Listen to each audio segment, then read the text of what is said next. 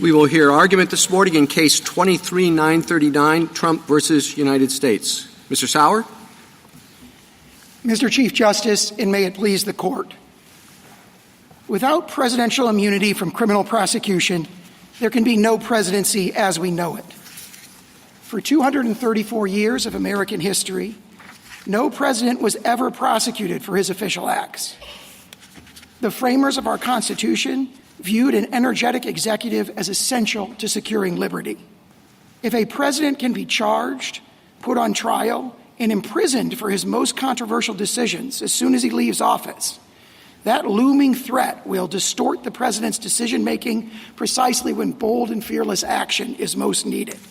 Every current president will face de facto blackmail and extortion by his political rivals while he is still in office. The implications of the court's decision here extend far beyond the facts of this case. Could President George W. Bush have been sent to prison for obstructing an official proceeding or allegedly lying to Congress to induce war in Iraq? Could President Obama be charged with murder for killing U.S. citizens abroad by drone strike? Could President Biden someday be charged with unlawfully inducing immigrants to enter the country illegally for his border policies? The answer to all these questions is no. Prosecuting the president for his official acts is an innovation with no foothold in history or tradition and incompatible with our constitutional structure. The original meaning of the executive vesting clause, the framers' understanding and intent, an unbroken historical tradition spanning 200 years, and policy considerations rooted in the separation of powers all counsel against it. I welcome the court's questions. Mr. Sauer, to your last point, could you be more precise as to the source of this immunity? The source of the immunity is principally rooted in the executive vesting clause of Article 2, Section 1. And how does that happen? The source of it, Justice Thomas, I think is, as you described in your separate opinion in Civitofsky, for example, that the executive vesting clause does not include only executive powers laid out explicitly therein, but encompasses all the powers that were originally understood to be included therein. And Marbury against Madison itself provides strong evidence of this kind of immunity, a broad principle of immunity that protects the president's official acts from scrutiny, direct sitting in judgment, so to speak, of the Article 3 courts. That matches the original understanding of the executive vesting clause. How exactly would we determine what an official act is? I point the court to two cases for that. Obviously, Fitzgerald against Nixon is the best guidance that the court gives, where the court adopted the outer perimeter test. And this court engaged in analysis there that's very instructive here, where it looked at the level of specificity at which the acts are described. In that case, a civil case. Here it would be the indictment. Well, what if you have, let's say, the official act is appointing ambassadors, and the president appoints a particular individual to a country, but it's in exchange for a bribe. Somebody says, I'll give you $1 million if I'm made the ambassador to whatever. How do you analyze that? That, I think, would fall under this court's discussion in Brewster, where the court held, with respect to legislative acts, that bribery is not an official act, which also matches the common law background. So the way that this court in Brewster kind of sliced at the joint was to say accepting the bribe and the agreement to sex the bribe are not official acts. That's private conduct. Okay, subsequent appointment would be essentially an unrestrictable power of this court that Congress couldn't directly regulate. It's not, accepting the bribe isn't an official act, but appointing an ambassador is certainly within the official responsibilities of the president. So how does your official acts or the official acts boundary come into play when it's going to be official, assuming that the president is innocent? But the whole question is whether he's going to be found innocent or guilty. Again, I think Brewster and Johnson do address that, or very persuasively at least, in a slightly different context. Brewster and Johnson say the indictment has to be expunged of all the immune official acts. So there has to be determination what's official, what's not official. Well, you expunge the official. You say, okay, we're prosecuting you because you accepted $1 million. They're supposed to not say what it's for, because the what's for part is within the president's official duties? There has to be, we would say, independent source of evidence for that. And keep in mind that this indictment charges what this court has described as unrestrictable powers of the president. So the logical premise of this indictment is that Congress, by passing vague and general criminal statutes, has purported to directly regulate the president's exercise of things like the exercise of the appointment and removal power, things like his ability to speak directly to the American public, core exercises of his authority under the Recommendations Clause to recommend to Congress, members of Congress, the measures he thinks necessary and expedient. So you have an indictment in this case that goes right to the heartland of the president's powers, that alleges a whole series of official acts and tries to tie them together by saying, well, there's a private aim or a private purpose in that case, and that's a situation which, of course, could be alleged in virtually any indictment. Counsel, it can be alleged, but it has to be proven. Malum in se is a concept long viewed as appropriate in law, that there's some things that are so fundamentally evil that they have to be protected against. Now, I think, and your answer below, I'm going to give you a chance to say if you stay by it. If the president decides that his rival is a corrupt person and he orders the military or orders someone to assassinate him, is that within his official acts that for which he can get immunity? It would depend on the hypothetical, but we can see that could well be an official act. It could, and why? Because he's doing it for personal reasons. He's not doing it like President Obama is alleged to have done it, to protect the country from a terrorist. He's doing it for personal gain. And isn't that the nature of the allegations here? That he's not doing these acts in furtherance of an official responsibility. He's doing it for personal gain. I agree with that characterization of the indictment, and that confirms immunity, because the characterization is that there's a series of official acts that were done for an unlawful. No, because immunity says even if you did it for personal gain, we won't hold you responsible. How could that be? That's an extremely strong doctrine in this court's case law in cases like Fitzgerald. Well, we go Harlan, back Johnson, to Justice Thomas's question, which was, where does that come from? There are amici here who tell us that the founders actually talked about whether to grant immunity to the president. And in fact, they had state constitutions that granted some criminal immunity to governors. And yet, they didn't take it up. Instead, they pass an impeachment clause that basically says you can't remove the president from office except by a trial in the Senate, but you can impeach him after. So, or you can impose criminal liability. We would be creating a situation in which we would be saying, this is what you're asking us to say, which is that a president is entitled not to make a mistake, but more than that. A president is entitled for total personal gain to use the trappings of his office. That's what you're trying to get us to hold, without facing criminal liability.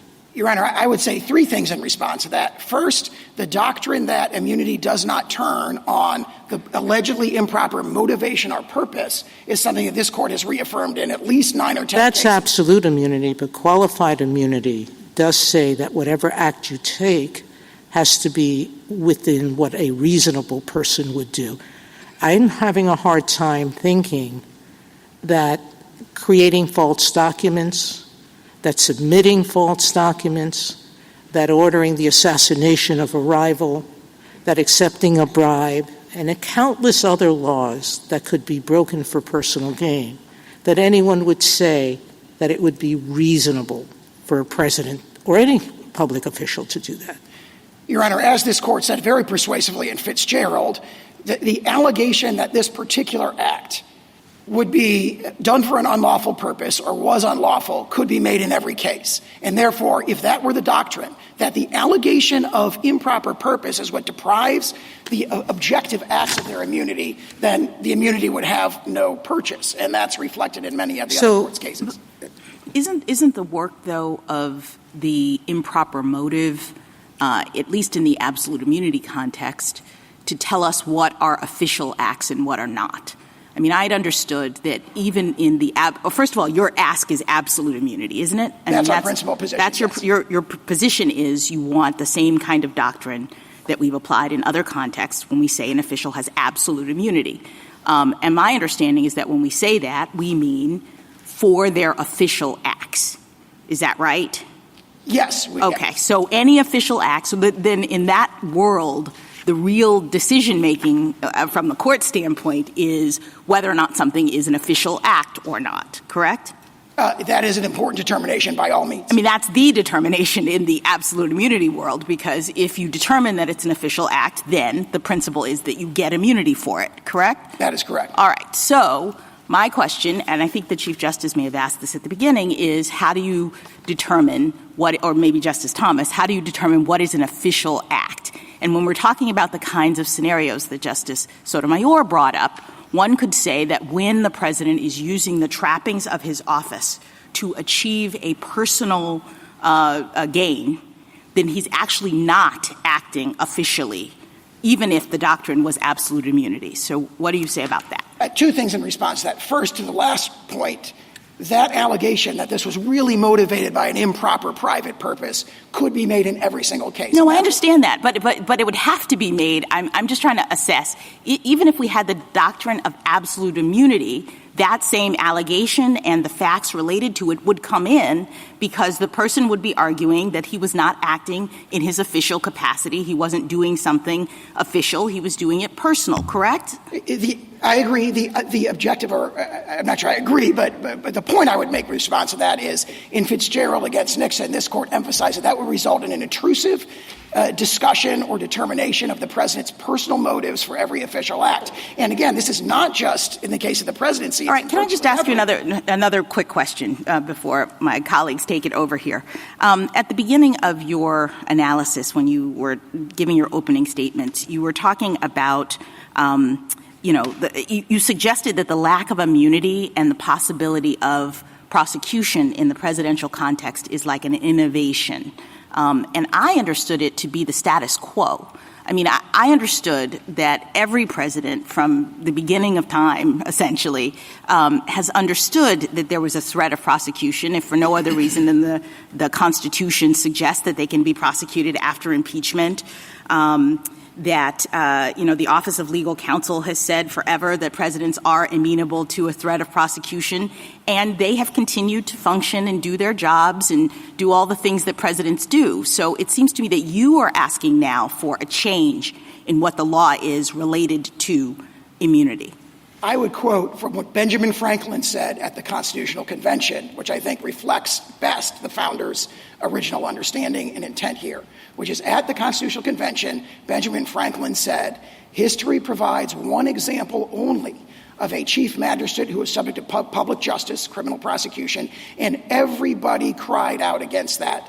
No, I understand, but since Benjamin Franklin, everybody has thought, including the presidents who've held the office, that they were taking this office subject to potential criminal prosecution, no? I don't. I see the opposite. I see all the evidence going the other way. Marbury against Madison, Mississippi against Johnson discussed this broad immunity principle that naturally. So what was up with the pardon? What was up with the pardon for President Nixon? I think that if everybody thought that presidents couldn't be prosecuted, then what was that about? Well, he was under investigation for both private and public conduct at the time, official acts and private conduct. And I think everyone has properly understood that the president, since like President Grant's carriage riding incident, everyone has understood that the president could be prosecuted. Counsel, on that score, there does seem to be some common ground between you and your colleague on the other side, that no man's above the law and that the president can be prosecuted after he leaves office for his private conduct. Is that right? We agree with that.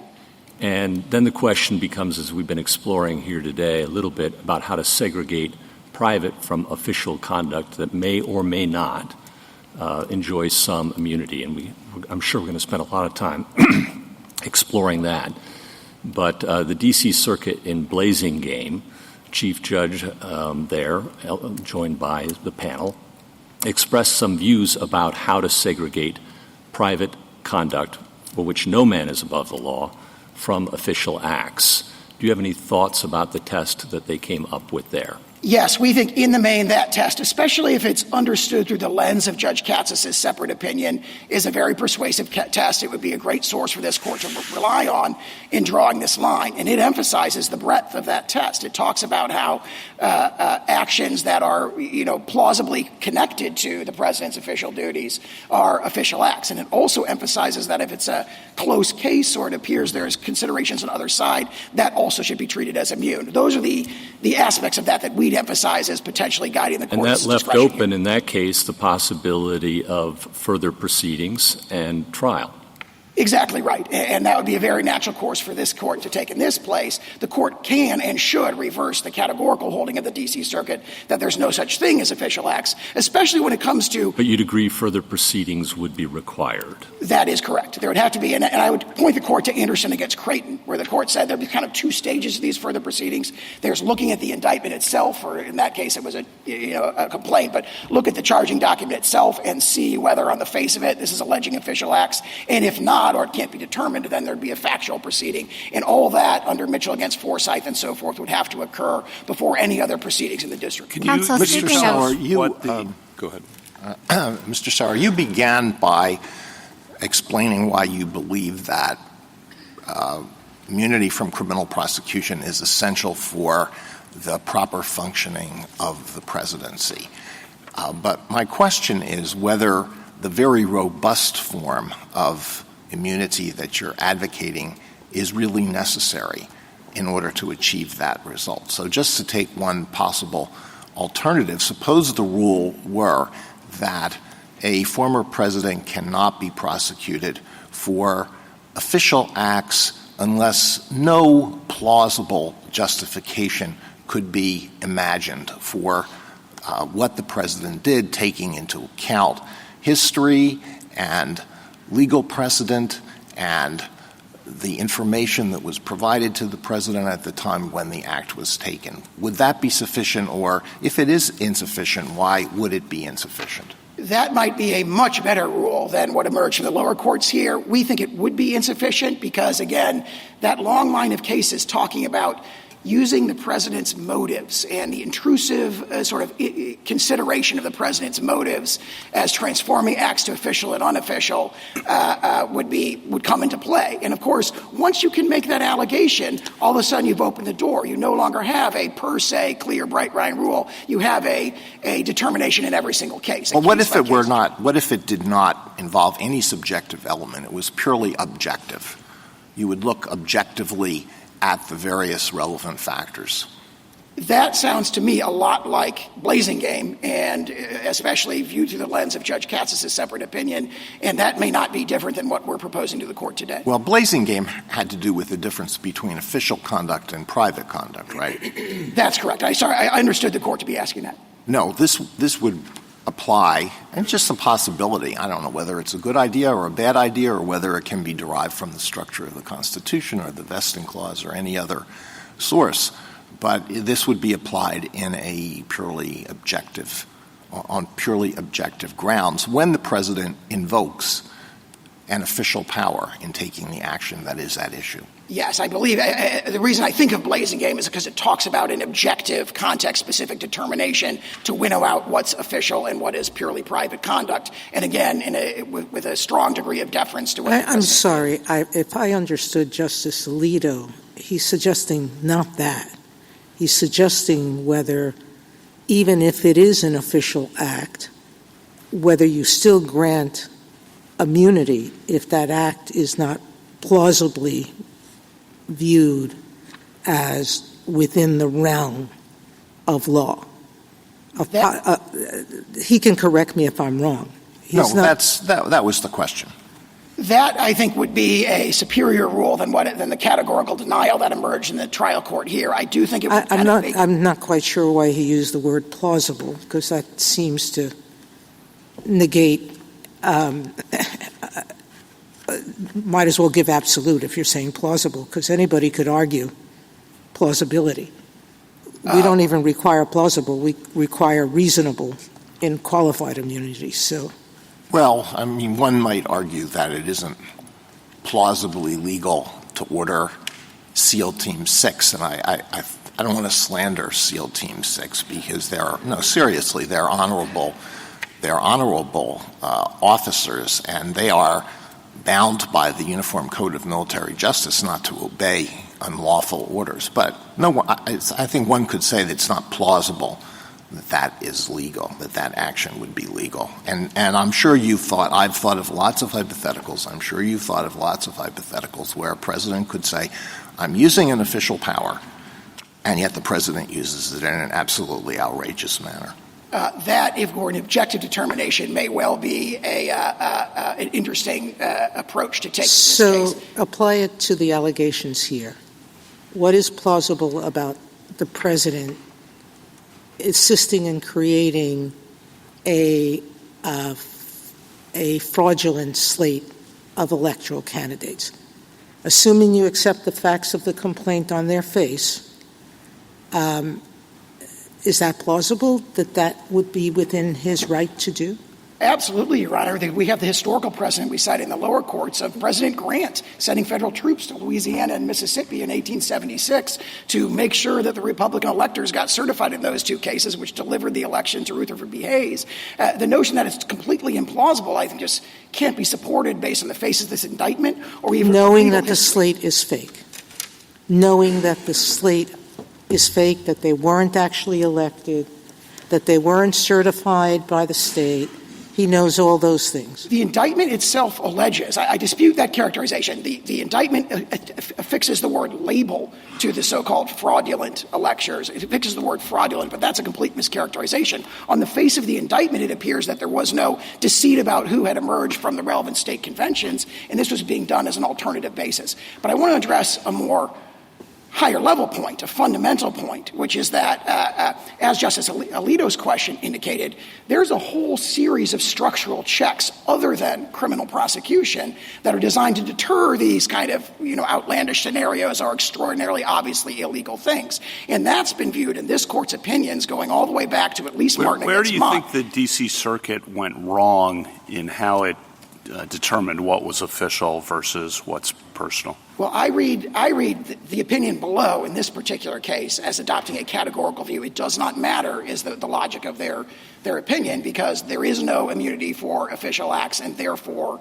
that's the end of the story. I don't really think they went wrong in Blasingame in the civil context when they engage in the same determination with respect to what's official and what isn't official. There, we agree with most of what that opinion says. And for some official acts that are not within the Article II exclusive power, okay, so official acts but not within the Article II exclusive power, even for those, I assume you would think that a clear statement has to be required, a clear statement in the statute covering the president if the president's official acts are going to be criminalized. Absolutely. Obviously, the issue is, at the highest possible level when it comes to the unrestrictable powers, like as in this indictment, the allegation. Well, I'm assuming the exclusive powers are walled off and can't be prosecuted before there's a lot of official powers that are not exclusive to the president under his Article II authority. But for those, I understood you to be saying at a minimum there would need to be a clear statement in the statute referencing the president so that the president's on notice and can conduct himself or herself accordingly. That's absolutely correct, and that'd be consistent both with Franklin and Public Citizen and cases, a long series of other clear statements. Can I follow up on that? Ask you, go ahead. Go ahead. So you concede that private acts don't get immunity? We do. Okay. So in the special counsel's brief on pages 46 and 47, he urges us, even if we were to decide or assume that there was some sort of immunity for official acts, that there were sufficient private acts in the indictment for the case to go back and the trial to begin immediately. And I want to know if you agree or disagree about the characterization of these acts as private. Petitioner turned to a private attorney, was willing to spread knowingly false claims of election fraud to spearhead his challenges to the election results. Private? As alleged. I mean, we dispute the allegation, but Of that course. sounds private to me. Sounds private. Petitioner conspired with another private attorney who caused the filing in court of a verification signed by petitioner that contained false allegations to support a challenge. That Private. also sounds private. 3 private actors, 2 attorneys, including those mentioned above, and a political consultant helped implement a plan to submit fraudulent slates of presidential electors to obstruct the certification proceeding, and petitioner and a co-conspirator attorney directed that effort. You read it quickly. I believe that's Yeah. private. I don't want to. So those acts you would not dispute. Those were private, and you wouldn't raise a claim that they were official. As characterized. What we would say, Your Honor, if I may, what we would say is official is things like meeting with the Department of Justice to deliberate about who's going to be the acting Attorney General of the United States. Sure. Communicating with the American public. Communicating with Congress about matters of enormous federal concern. Thank you. Thank you, counsel. And what is the consequence in terms of going forward with your acknowledgement that those are private acts as opposed to official acts? If you look at the indictment here, there's a bunch of acts that we think are just clearly official. There may be allegations that mostly relate to what the government has described here as private aim or private end, and the court should remand or address itself, but remand for a Brewster-like determination, which is what's official and what's private. The official stuff has to be expunged completely from the indictment before the case can go forward, and there has to be a determination, at least on remand, of what's official, a 2-stage determination of what's official and what's private. Well, if you expunge the official part from the indictment, how do you – I mean, that's like a one-legged stool, right? I mean, giving somebody money isn't bribery unless you get something in exchange. And if what you get in exchange is to become the ambassador to a particular country, that is official, the appointment that's within the president's prerogatives. The unofficial part is I'm going to get $1 million for it. So if you say you have to expunge the official part, how does that go forward? This particular indictment, where we say virtually all the overt conduct is official, we don't believe it would be able to go forward. I mean, there could be a case where it would, but if you look at even the government's brief in this case divides up the indictment into things that, other than the electors' allegations, don't really they haven't disputed that they are official acts. But what they do is say, well, we tie it all together by characterizing it as done, and these are the allegations that the court just referred to, by an improper private aim or private end. Again, that's their words, and that just runs loggerheads, dead set against this court's case law, saying you don't look at, when immunity determinations, the improper motivation or purpose. Thank you. Justice Thomas? Mr. Sauer, in assessing the official acts of a president, do you differentiate between the president acting as president and the president acting as candidate? Yes, we do, and we don't dispute, essentially, the blazing game discussion of that. Okay. But, of course, that has to be done by objective determinations, not by looking at what was the purpose of what you did this. And that's the most important point there. Did you, in this litigation, challenge the appointment of special counsel?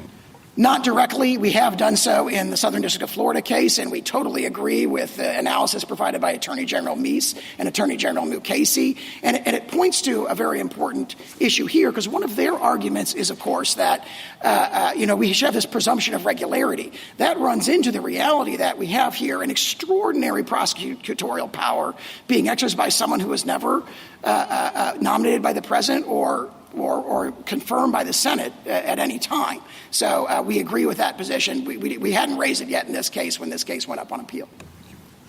Justice Alito? When you say that the official act should be expunged from the indictment, that in itself would not achieve very much unless evidence of those official acts were precluded at trial. So is that what you're saying, that the prosecution should not be permitted at trial to prove the official acts as part of the conspiracies that are alleged? Absolutely, and we think that's just the clear implications of Brewster and Johnson and their discussion in a very analogous context. Thank you. Justice Sotomayor? I'm a little bit confused by that. If you have a scheme to defraud or a scheme to accept bribery, there's evidence from which you can infer that scheme, and one of it is that the appointment actually happened. It's an official act. You wouldn't expunge that as evidence. You would instruct the jury that there's no liability for the actual appointment, that the liability is for accepting the bribe. Similarly here, I don't think the indictment is charging that the obstruction occurred solely because of conversations with the Justice Department. They're saying you look at all of the private acts and you look in the context of some of the public acts, and you can infer the intent, the private intent from them. So I'm not sure that I understand why your problems couldn't be taken care of at trial with an instruction, if the court were to find, I'm not even sure how they could, but if it were to find that some public acts could not be the basis of criminal liability. I think the best thing I can say to that is, and I think this ties into the Chief Justice's question about a one-legged stool, Brewster and Johnson in subsequent cases like Heltowski versus Meaner essentially say that this is a one-legged stool problem. It will be difficult for some of these prosecutions to proceed, and that is the implications of official immunity, which is dictated in the Constitution here by the Executive Vesting Clause.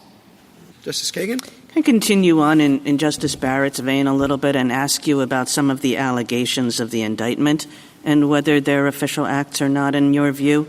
So the defendant signed a verification affirming false election fraud allegations made on his behalf in a lawsuit filed in his name against the Georgia governor. I don't think we've disputed that that's official. I'm sorry, that is unofficial. That's unofficial. Same for the defendant called the chairwoman of the Republican National Committee, asked her to gather electors in targeted states, falsely represented to her that such electors' votes would be used only if ongoing litigation in one of the states changed the results in the defendant's favor. We have taken the position that that is official. That's official? Yes. Why would that be official? Because the organization of alternate slates of electors is based on, for example, the historical example of President Grant is something that was done pursuant to and ancillary and preparatory to the exercise of the core recommendation clause power. So when President Trump couldn't he have taken this action just in the status of a candidate? The fact that he could have done so doesn't demonstrate that he did do so in this case. And based on the allegations, we think it's clear he did not, that this was done in an official capacity. The defendant asked the Arizona House Speaker to call the legislature into session to hold a hearing based on their claims of election fraud. Absolutely an official act for the president to communicate with state officials on a matter of enormous federal interest and concern, attempting to defend the integrity of a federal election, to communicate with state officials and urge them to view what he views as their job under state law and federal law. That's an official act. Well, attempting to defend the integrity of the election, I mean, that's the defense. The allegation is that he was attempting to overthrow an election. Essentially, exactly right. And neither allegation of what the purpose is should make a difference as to whether it's immune. That is extremely strong precedent from this court. Does it strike you as odd that your understanding of immunity goes way beyond what OLC has ever claimed for a former president?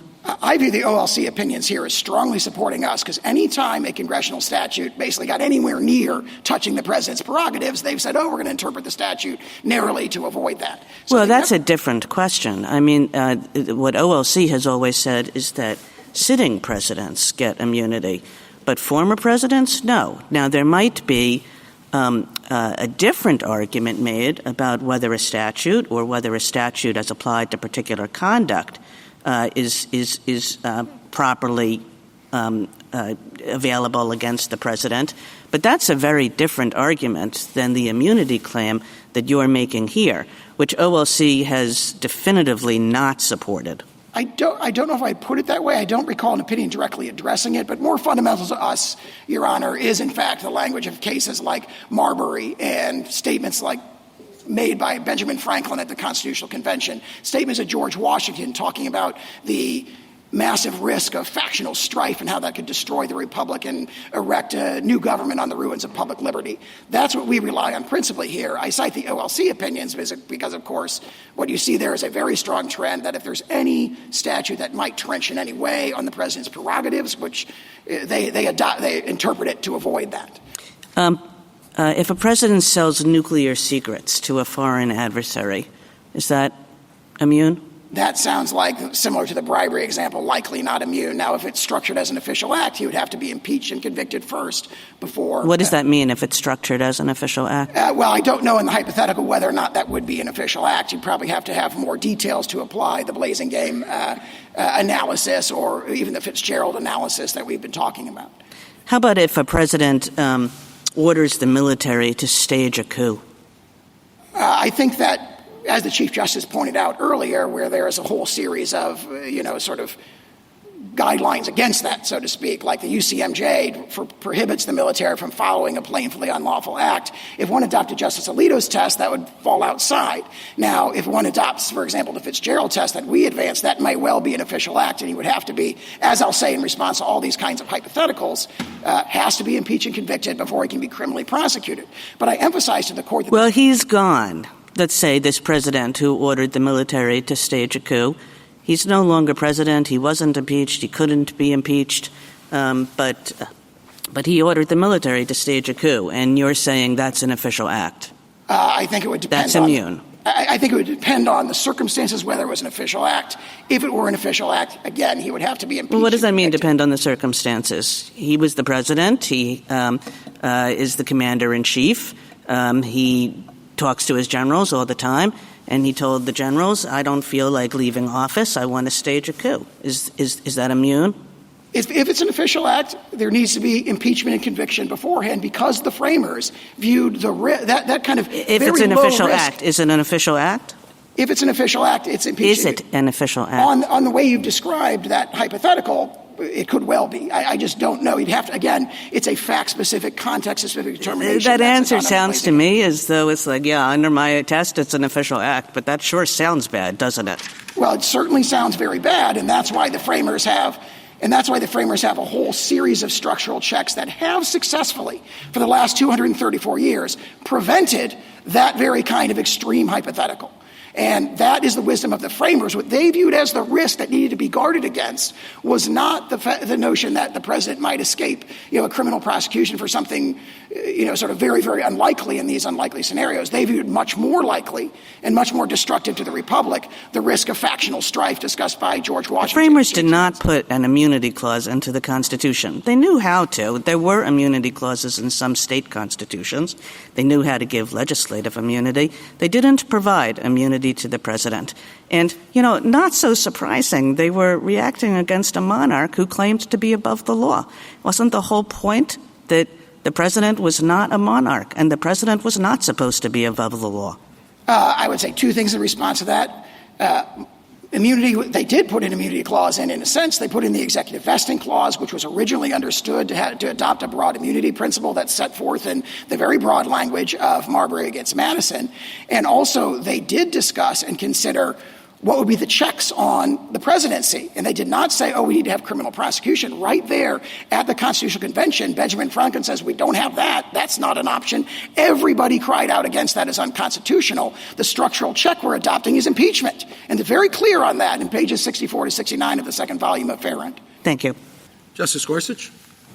Just returning to the Chief Justice's hypothetical about the ambassador sale and bribery. Congress has a statute that specifically names the president and says he can be criminally prosecuted for bribery, presumably after he leaves office. Outside the core areas that Justice Kavanaugh was talking about, when Congress speaks clearly, couldn't a statute like that, Congress provide a statute like that would allow all manner of evidence to come in to prove the case? I think our position is that would have to be an unofficial act, purely private conduct for that prosecution to go forward. All right, but outside the core areas of executive power, if there is a clear statement from Congress that something is unlawful and it applies to the president, I'm struggling to see why in that case perhaps the evidence could come in. The strongest possible case, in our view, is what you've described as kind of the core executive powers, the unrestrictable powers within the meaning of SELA law. But again, the holding of, for example, Brewster and Johnson that we've relied on doesn't turn on how central it is of a legislative act. It just says if it's an official act, which here we would say applies basically the outer perimeter test of Fitzgerald against Nixon, that doesn't come in. What would happen if presidents were under fear that their successors would criminally prosecute them for their acts in office, whether they're engaged in drone strike, all the hypotheticals? I'm not going to go through them. It seems to me like one of the incentives that might be created is for presidents to try to pardon themselves. Do you have any thoughts about that? That is, didn't think of that until Your Honor asked it. That is certainly one incentive that might be creative. What we think is most important. We've never answered whether a president can do that.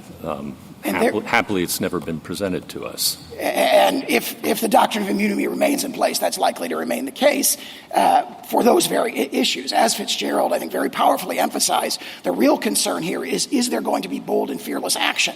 Is the president going to have to make a controversial decision where his political opponents are going to come after him the minute he leaves office? Is that going to unduly deter? Is that going to dampen the ardor of that president to do what our constitutional structure demands of him or her, which is bold and fearless action in the face of controversy?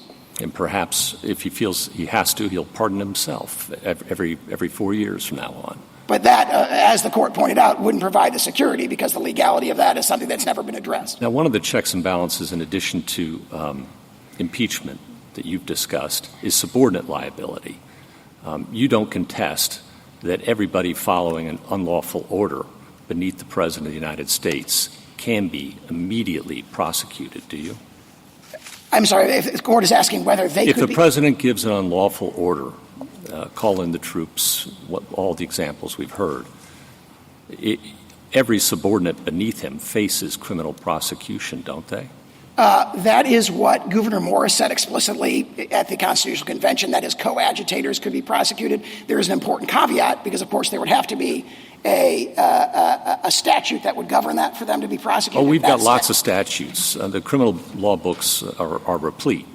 But, I mean, do you agree, is that one check that's available? Absolutely. And again, the only caveat that I was making is if that statute was doing what Marbury says you can't do, which is going after the subordinates to restrict, for example, a core executive function, the Franklin Clear Statement Rule might be triggered, and you might not be able to go after that president. So I don't think Congress can say, well, we can't go after the president directly, but we're going to criminalize the way that the president speaks to Congress under the exercise of the Recommendations Clause, and therefore we're going to put in a criminal statute that says if you provide false information to Congress in carrying out the president's recommendation powers, you can be immediately prosecuted. That would at least be a very difficult question. But the fundamental point of drawing that distinction between the president himself and his coadjutors, in the word of Gouverneur Morris of the Constitutional Convention, is an excellent distinction.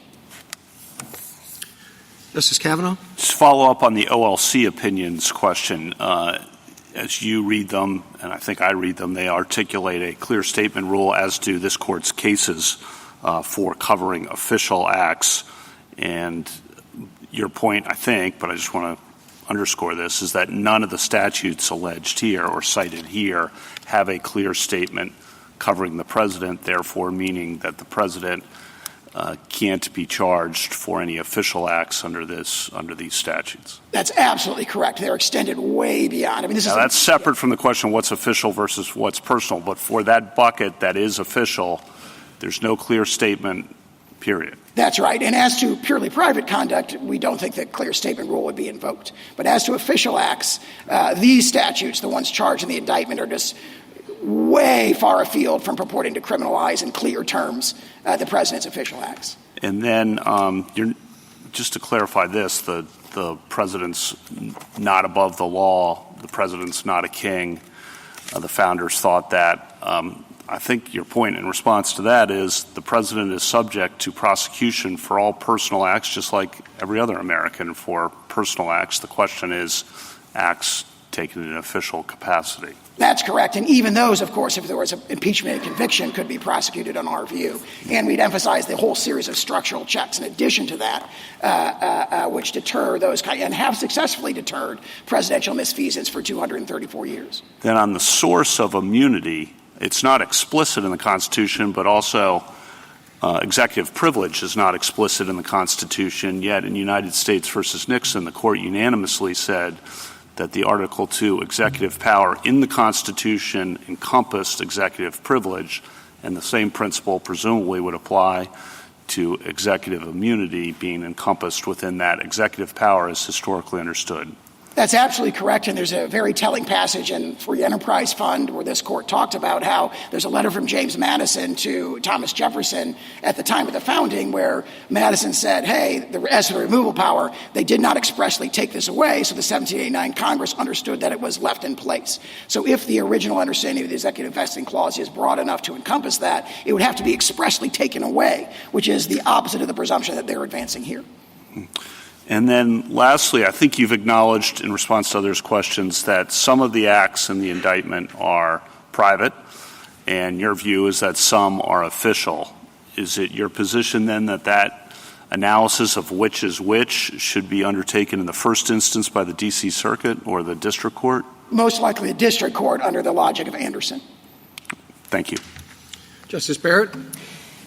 So, Mr. Sauer, you've argued that the impeachment clause suggests or requires impeachment to be a gateway to criminal prosecution, right?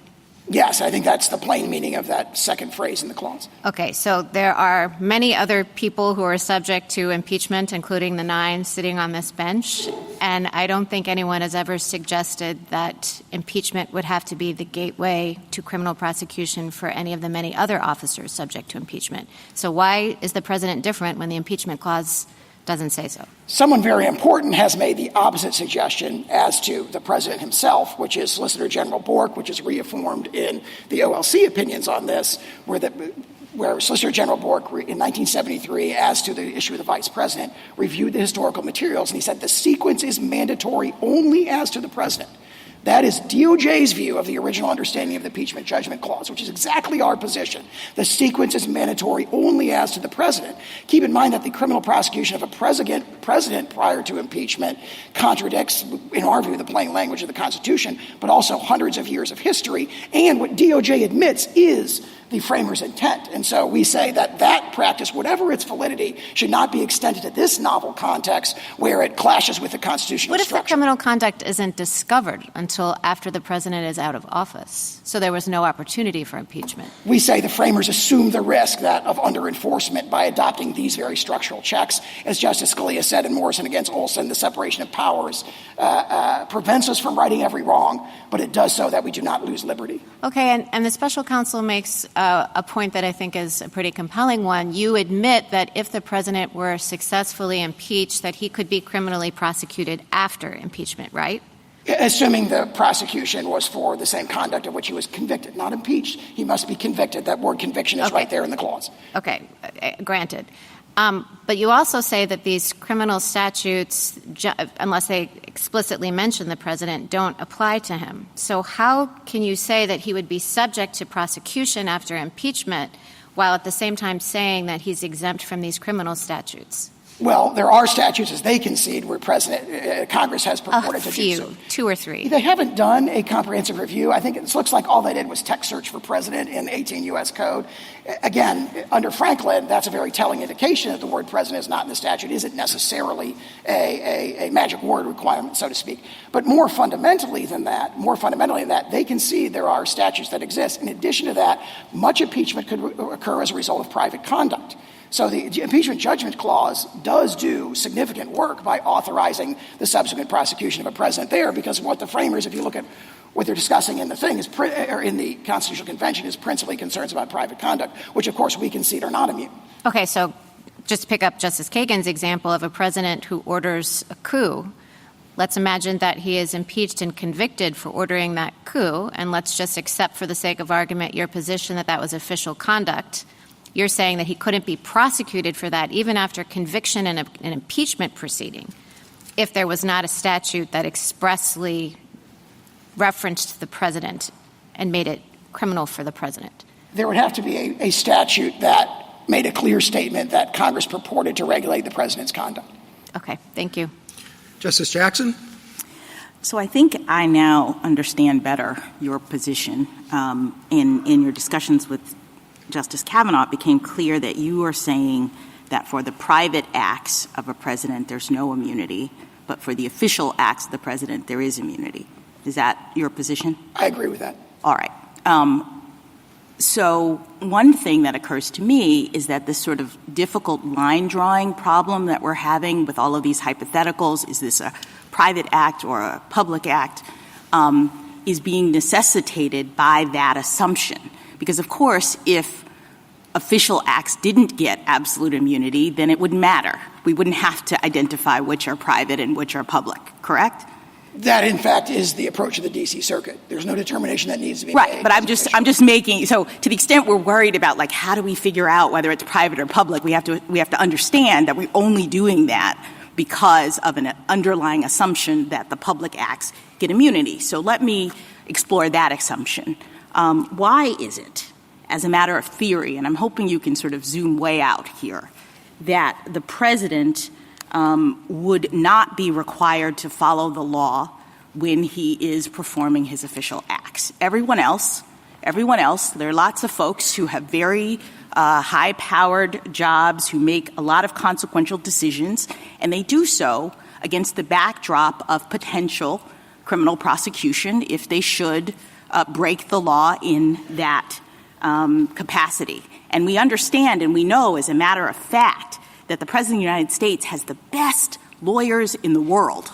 When he's making a decision, he can consult with pretty much anybody as to whether or not this thing is criminal or not. So why would we have a situation in which we would say that the president should be making official acts without any responsibility for following the law? I respectfully disagree with that characterization. The president absolutely does have responsibility. He absolutely is required to follow the law in all of his official acts. But the remedy for that is the question: could he be subject to personal vulnerability, sent to prison for making a bad decision after he leaves office? But other people who have consequential jobs and who are required to follow the law make those determinations against the backdrop of that same kind of risk. So what is it about the president?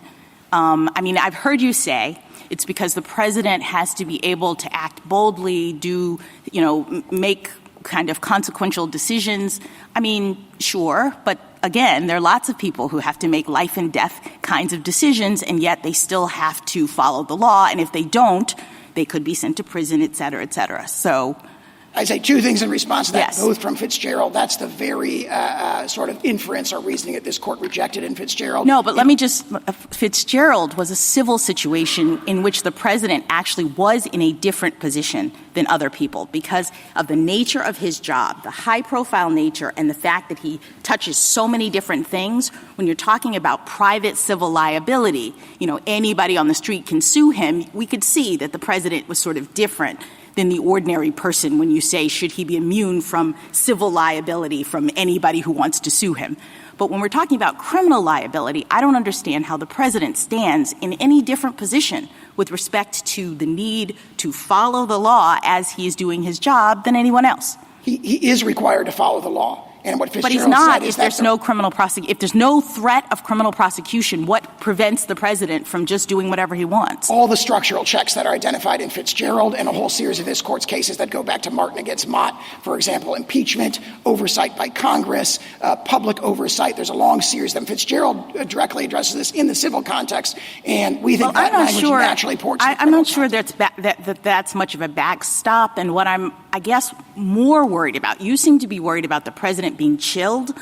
I think that we would have a really significant opposite problem if the president wasn't chilled. If someone with those kinds of powers, the most powerful person in the world, with the greatest amount of authority, could go into office knowing that there would be no potential penalty for committing crimes, I'm trying to understand what the disincentive is from turning the Oval Office into, the seat of criminal activity in this country.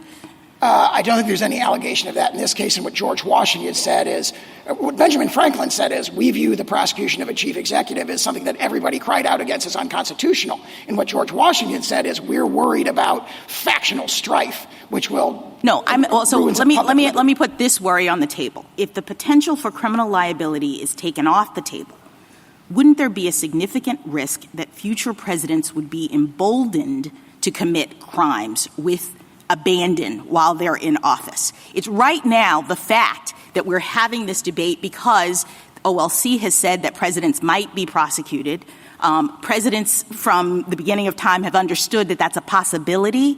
That might be what has kept this office from turning into the kind of crime center that I'm envisioning. But once we say, no criminal liability, Mr. President, you can do whatever you want, I'm worried that we would have a worse problem than the problem of the president feeling constrained to follow the law while he's in office. I respectfully disagree with that because the regime you've described is the regime we've operated under for 234 years. There has not been an expectation based on 234 years of unbroken political. All right, let me ask you another question. Let me ask you another question about this clear statement line of questioning. First of all, I didn't see you argue that below. I don't know. I understand that you have that set of in your briefs here, but did you argue before the D.C. Circuit something about a clear statement with respect to statutes? Yes. In our separately filed motion to dismiss based on statutory grounds, we extensively argued not just this clear statement rule, but a whole panel. Right, but that's not the question presented in this case. The question presented in this case comes out of your motion for immunity. So to bring in now an argument that you didn't raise below, it seems to me you forfeited it, no? I believe it's fairly included within the question presented, especially because the court expanded the question presented from what either of the parties submitted. But not to statutory interpretation. I mean, that argument goes to statutory avoidance, constitutional avoidance, statutory interpretation. You asked for immunity, which is a totally different thing. I think they're very closely related logically. The question is does immunity exist and to what extent does it? And the argument is immunity at least exists to the extent that it raises a grave constitutional question, and that triggers the clear statement rule. That's a really tight logical relationship. But that's totally circular. You use that argument to avoid constitutional questions. You are asking us a constitutional question here. So it doesn't even make sense to talk about clear statement in rule the way that it's come up in the context of an immunity question. But let me ask you this about it. I had one more question. So what is the argument that the President of the United States, who you say is bound by the law, is not on notice that he has to do his job consistent with the law? I mean, to the extent that the clear statement rule comes in at all, it's about the person not being on notice. So I guess I don't understand why Congress in every criminal statute would have to say, and the president is included. I thought that was the sort of background understanding that if they're enacting a generally applicable criminal statute, it applies to the president just like everyone else. So what is the clear statement that would have to be made in this context? Under Franklin and under Public Citizen, Congress has to speak clearly before it interferes with the president's powers, and we have here an indictment that seeks to criminalize objective conduct that falls within the heartland of core executive authority. Thank you. Thank you, counsel. Mr. Dreeben? Mr. Chief Justice, and may it please the Court. This Court has never recognized absolute criminal immunity for any public official. Petitioner, however, claims that a former president has permanent criminal immunity for his official acts unless he was first impeached and convicted. His novel theory would immunize former presidents for criminal liability for bribery, treason, sedition, murder, and here conspiring to use fraud to overturn the results of an election and perpetuate himself in power. Such presidential immunity has no foundation in the Constitution. The framers knew too well the dangers of a king who could do no wrong. They therefore devised a system to check abuses of power, especially the use of official power for private gain.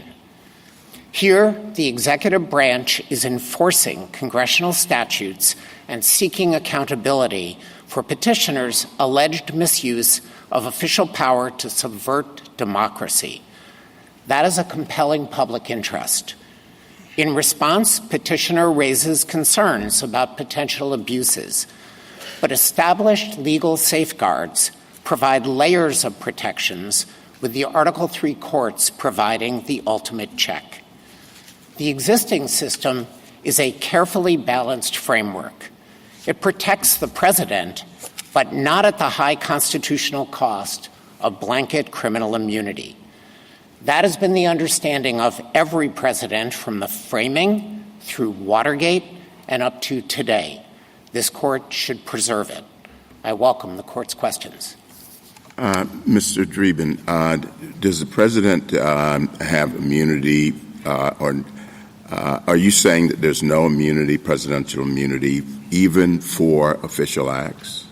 Yes, Justice Thomas, but I think that it's important to put in perspective the position that we are offering the court today. The president, as the head of the Article II branch, can assert as applied Article II objections to criminal laws that interfere with an exclusive power possessed by the president or that prevent the president from accomplishing his constitutionally assigned functions. That is the constitutional doctrine that currently governs the separation of powers. What petitioner is asking for is a broad blanket immunity that would protect the president, a former president, from any criminal exposure absent impeachment and conviction, which has never happened in our history. And we submit that is not necessary in order to assure that the president can perform all of the important tasks that the Constitution reposes in him. Over in not so distant past, the presidents or certain presidents have engaged in various activity, coups or operations like Operation Mongoose when I was a teenager, and yet there were no prosecutions. Why?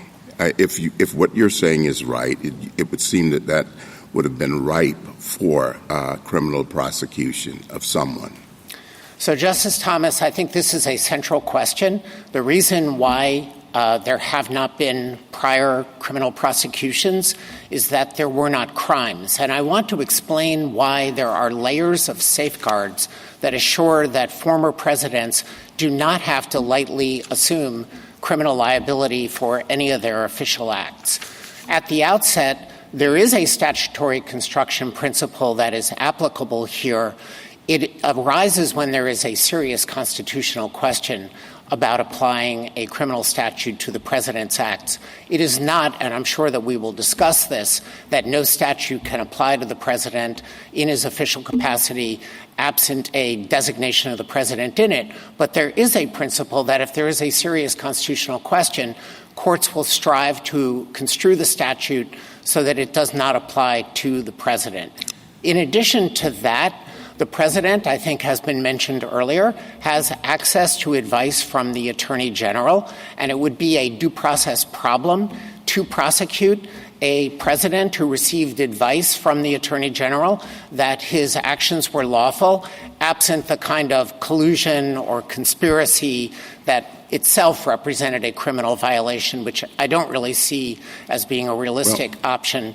And then if I could say one more thing, because you raised the question about potential overseas taking of life. And the Office of Legal Counsel has addressed this quite specifically. There is a background principle of criminal law called the public authority exception to liability, and it is read into federal law unless Congress takes specific action to oust it, which it never has done as far as I am aware.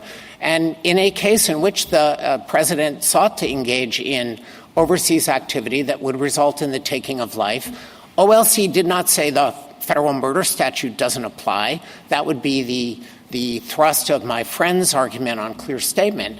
Instead, OLC went through an extensive analysis on why the public authority defense would prevent it from being considered a violation of law to go after a terrorist, for example. Counsel, the Court of Appeals below, whose decision we're reviewing, said, quote, a former president can be prosecuted for his official acts because the fact of the prosecution means that the former president has allegedly acted in defiance of the laws.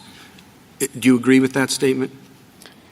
Well, I think it sounds tautologically true, but I want to underscore that the obligation of a president is to take care that the laws are faithfully executed. Well, I think it sounds tautologically true as well, and that, I think, is the clearest statement of the Court's holding, which is why it concerns me. As I read it, it says simply a former president can be prosecuted because he's being prosecuted.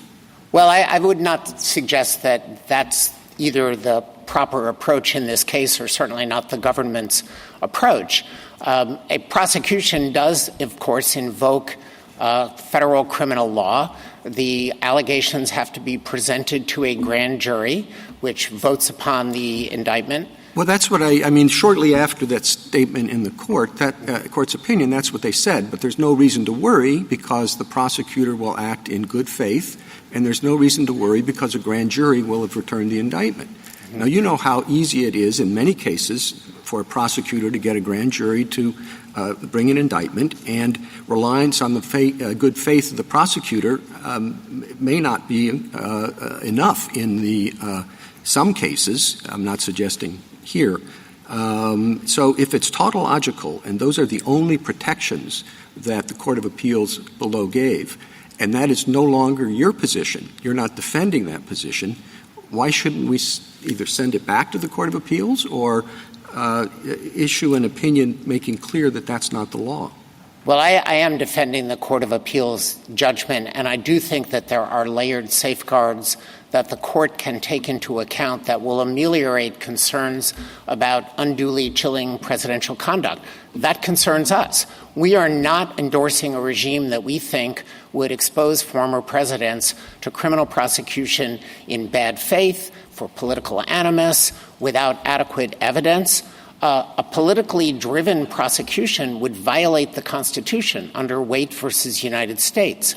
It's not something within the arsenal of prosecutors to do. Prosecutors take an oath. The Attorney General takes an oath. So I don't want to overstate Your Honor's concern with potentially relying solely on good faith. But that's an ingredient, and then the courts stand ready to adjudicate motions based on selective prosecution, political animus. This court relied on those very protections in the Vance case just 2 years ago. But what concerns me is, as you know, the Court of Appeals did not get into a focused consideration of what acts we're talking about or what documents we're talking about because of its adoption of what you termed, and I agree quite correctly, as a tautological statement, because the fact of prosecution was enough to take away any official immunity. The fact of prosecution, they had no need to look at what courts normally look at when you're talking about a privilege or immunity question. Well, I think I would take issue, Mr. Chief Justice, with the idea of taking away immunity. There is no immunity that is in the Constitution unless this court creates it today. There certainly is no textual immunity. We do not submit that that's the end of the story. United States versus Nixon wasn't a textually based case. Neither was Nixon versus Fitzgerald. We endorse both of those holdings. But what is important is that no public official has ever had the kind of absolute criminal immunity that my friend speaks of, even with respect to the speech or debate clause. It's very narrow. It's focused on legislative acts. It's not focused on everything that a congressman does. And it responds to a very specific historical circumstance that basically involved the two other branches potentially harassing legislators and preventing them from doing their jobs. That's why it ended up in the Constitution. Nothing like that ended up in the Constitution for the presidents, and that's because one of the chief concerns of the framers was the risk of presidential misconduct. They labored over this. They adopted an impeachment structure that separated removal from office as a political remedy from criminal prosecution. This departed from the British model. The British model was you get impeached and criminally prosecuted and convicted in the same proceeding. The The framers did not want that. They wanted a political remedy in case a president was engaging in conduct that endangered the nation. He could be removed. He can't be prosecuted while he's a sitting president. That's been the longstanding Justice Department position. Mr. Dreeben, you dispute the proposition that a former president has some form of immunity. Mm-hmm. But as I understand your argument, you do recognize that a former president has a form of special protection, namely that statutes that are applicable to everybody must be interpreted differently under some circumstances when they are applied to a former president. Isn't that true?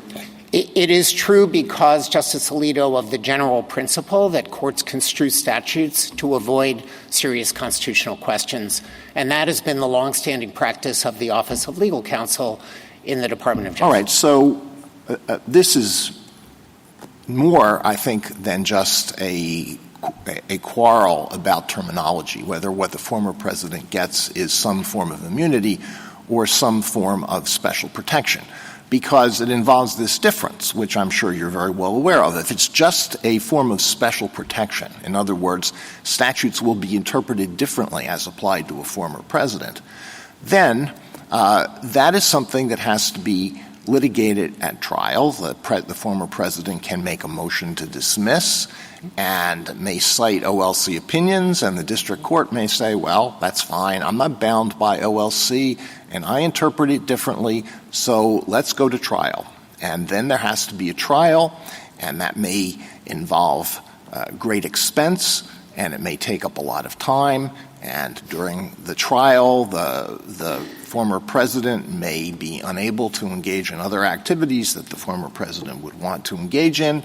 And then the outcome is dependent on the jury, the instructions to the jury, and how the jury returns a verdict, and then it has to be taken up on appeal.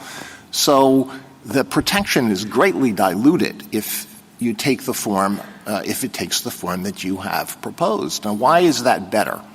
It's better because it's more balanced. The blanket immunity that petitioner is arguing for just means that criminal prosecution is off the table unless he says that impeachment and conviction have occurred. Those are political remedies that are extremely difficult to achieve in a case where the misconduct occurs close to the end of a president's term. Congress is unlikely to crank up the machinery to do it, and if the impeachment trial has to occur after the president has left office, there's an open question about whether that can happen at all. So you're arguing against most far-reaching aspects of Mr. Sauer's argument, right? That is correct, and let me turn then to why. Well, what about, to unpack it a little more, do you agree that there are some aspects of Article II presidential power that are exclusive and that Congress cannot regulate and therefore cannot criminalize? Absolutely. Okay. For other official acts that the president may take that are not within that exclusive power, assume for the sake of argument, this question, that there's not blanket immunity for those official acts, but that to preserve the separation of powers, to provide fair notice, to make sure Congress has thought about this, that Congress has to speak clearly to criminalize official acts of the president by a specific reference. That seems to be what the OLC opinions suggest. I know you have a little bit of a disagreement with that, and what this Court's cases also suggest. So, Justice Kavanaugh, I'd like to take all of those in turn because I don't think this Court's cases speak that broadly. I definitely don't think that the Office of Legal Counsel opinions stand for this broad proposition that unless the president is specifically named, he's not in the statute. And I don't think that that's necessary in order to afford adequate protection for the president's valid Article II functions. Well, you said unless sorry to interrupt, but I want to just get this out and you can incorporate it in the answer. You said unless there's a serious constitutional question. Correct. Well, it's a serious constitutional question whether a statute can be applied to the president's official acts. So wouldn't you always interpret the statute not to apply to the president, even under your formulation, unless Congress had spoken with some clarity? I don't think across the board that a serious constitutional question exists on applying any criminal statute to the president. The problem is the vague obstruction and 371 conspiracy to defraud the United States can be used against a lot of presidential activities historically with a creative prosecutor who wants to go after a president. Well, let me try to backtrack a little bit. That's what we're talking about historically is the risk and going forward the risk. So you can take all of that. I think that the question about the risk is very serious, and obviously it is a question that this court has to evaluate. For the executive branch, our view is that there is a balanced protection that better serves the interest of the Constitution, that incorporates both accountability and protection for the president. And I want to go through the protections that do exist, but perhaps it's worth returning at the outset to the statutory construction question that you raised. The Office of Legal Counsel has said the offense of bribery, of course, applies to the president. It does not name the president. Justice Gorsuch, Section 201 does not specifically name the president. I would assume that's personal. So, I think that that's what Brewster said. Bribery statute 607 says the president. I've got it in front of me, and so there is that. Well, let me just back up, though, just a second to what was a quick exchange with Justice Kavanaugh that I just want to make sure I understand. Yeah. Did you agree that there are some core functions of the executive that president conduct that Congress cannot criminalize? Yes. Is that a form? I mean, we can call it immunity or you can call it they can't do it, but what's the difference? We call it an as-applied Article 2 challenge. Okay. Can we call it immunity just for shorthand's sake? So I think we are kind of narrowing the ground of dispute here. It seems to me there is some area you concede that an official acts that Congress cannot criminalize. And now we're just talking about the scope. Well, I don't think it's a just, but I think it's a very significant gap between any official act and the small core of exclusive official acts. I got that, but I want to explore that, okay? So, for example, let's say a president leads a mostly peaceful protest sit-in in front of Congress because he objects to a piece of legislation that's going through. Mm-hmm. And it, in fact, delays the proceedings in Congress. Now, under 1512c2, that might be corruptly impeding an official proceeding. Is that core and therefore immunized, or whatever word euphemism you want to use for that? Or is that not core and therefore prosecutable? Well, without a clear statement that applies to the president. It's not core. The core kinds of activities that the court has acknowledged are the things that I would run through the Youngstown analysis. And it's a pretty small set, but things like the pardon power, the power to recognize foreign nations, the power to veto legislation, the power to make appointments, these are things that the Constitution specifically allocates to the president. Once you get out... So a president then could be prosecuted for the conduct I described after he leaves office?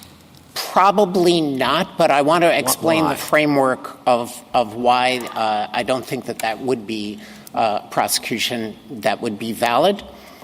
First, I think you need to run through all of the sort of normal categories of analysis. Is there a serious constitutional question that's posed by applying that statute to the president? If so, then you may well default to it does not apply, at least on that fact Well, I thought pattern. you said it. That was my question. Yes, and I you understand. said it fell outside that core. We'll call it immunity for simplicity's sake. Yes, I understand. But there's a separate category. Okay, so why couldn't he be prosecuted for leading a civil rights protest in front of the Capitol that delays a vote on a piece of important legislation? So I think what you need to do is run through all of the very president-specific protective layers of analysis. So one of them is whether the statute would be construed not to apply to his conduct, even if it's not part of that small core of things that Congress can't regulate at all. If it operates to prevent the president from fulfilling his Article 2... he could have given speeches against it. He did. Yes. But he did something more, and it corruptly impeded and sought to influence an official proceeding. Well, so I don't know... we're starting with the layers, I think, of protection, and we're now down through whether the statute would be construed to apply to him. Then there'd be a question of whether— Assume it does. I will assume it. Then there's a question of whether he has the state of mind necessarily to Assume violate he does. it. Corrupt. Okay. Nobody knows what corrupt intent means. We've been around that tree We will twice probably already. find out. And maybe it means that he knows that he was doing wrong, is what the government told us. Right. He knows he's doing wrong. He knows he shouldn't be up there blocking a congressman from going Well, let me vote. get to the next layer then, which is that the president does have access to the attorney general to provide legal advice and regularly gets legal advice from the Attorney General on the lawful scope of the president's activities. We could go down two tracks here. One is that the Attorney General advises him that as an incident of his Article II authority and in carrying out the functions of the presidency, he can lawfully participate in that protest. It's kind of the First Amendment analog to the president's official powers, which the court is exploring in other cases. Alternatively, the Attorney General could advise him, I'm sorry, Mr. President, there's nothing in the language of this statute that carves you out.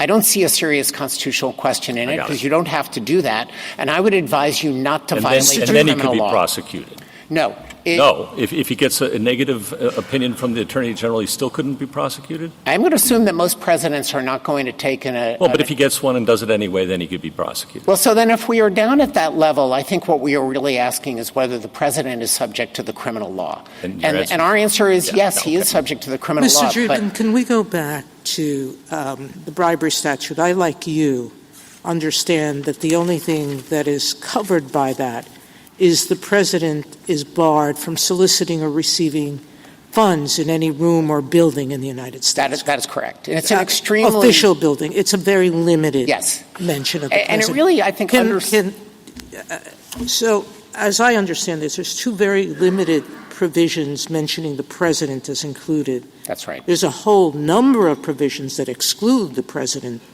many, many, many more that exclude the president, correct? It's a kind of small number on both sides of the fence. Now, Justice Barrett made the point that if we say a president can't be included in a criminal law unless explicitly named, then that would bar the Senate from impeaching him for high crimes or misdemeanor, because that means that he's not subject to the law at all, correct? So I think— That's a tautology you can't escape. Justice Sotomayor, what I think that Justice Barrett was saying, and we would agree with it, is that under my friend's position, after impeachment, he could be prosecuted. But under his statutory construction approach, there'd be nothing to prosecute him for. Exactly. That's the point, which is if he's not covered by the criminal law, he can't be impeached for it, for violating it. All right. Now, could we go further on this clear statement rule? The situations, and you mentioned it earlier, in which we have looked to see if the president is covered is contextual, correct? Correct. And what are the factors that generally we'll look at? I'm thinking specifically about whether the APA covers the president. Correct. And what we did there was analyze what powers were being given to in the lawsuit, and et cetera. We looked at words, we looked at structure, we looked at separation of powers issues relating to our case law that said you can't direct the president to do anything, and this would have been a subterfuge for that, correct? All correct. All right. So I don't know why two of my colleagues, how they would fashion a clear statement rule that would say when the law says any person can't accept a bribe, that permits the president to do it. So I agree, Justice Sotomayor, that the way that this court has interpreted statutes that do carve out the president, Justice Kavanaugh asked about this, was very context-specific. The Franklin case basically involved a holding that we are highly unlikely to say that the president is an agency, something that the government said would be a peculiar understanding of agency, when the effect of it would be that we would review the president's decisions under statutes for abuse of discretion, which is a very extraordinary thing to do. I think even going back to Marbury, this is perhaps a point on which I agree with my friend. Marbury says discretionary acts of the president are not the kind of thing that the court reviews. All right. Could I go back to your brief and going back to what some of my colleagues have asked you, there appears to be some narrowing principles to the concept that the president is subject to all criminal laws in all situations. Correct. You agree that if it affects core powers, then he would not be subject to any laws that attempted to limit those core powers, that is correct? Right. You're defining core powers as those specified by Article 2. That is essentially correct, yes. All right. And the only words in the Constitution is that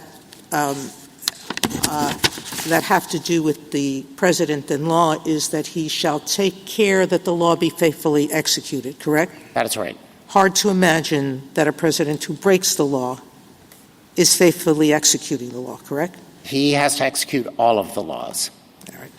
Well, Mr. Dreeben, do you really – I mean, the presidents have to make a lot of tough decisions about enforcing the law, and they have to make decisions about questions that are unsettled, and they have to make decisions based on the information that's available. Do you really – did I understand you to say, well, you know, if he makes a mistake, he makes a mistake. He's subject to the criminal laws just like anybody else? You don't think he's in a special – a peculiarly precarious position?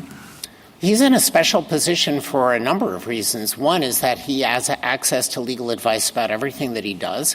He's under a constitutional obligation he's supposed to be faithful to the laws of the United States and the Constitution of the United States. And making a mistake is not what lands you in a criminal prosecution. There's been some talk about the statutes that are issued in this case.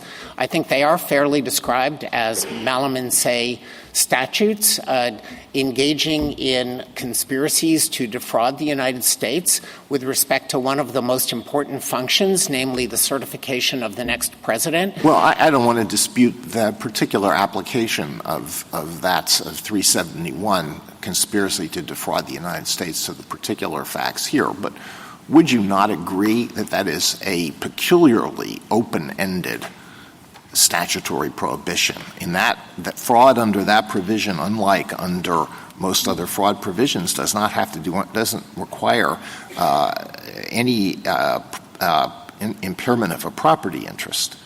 It's designed to protect the functions of the United States government, and it's difficult to think of a more critical function than the certification of who won the election. Yeah, I'm not, as I said, I'm not discussing the particular facts of this case, but it applies to any fraud that interferes seriously with any government operation, right?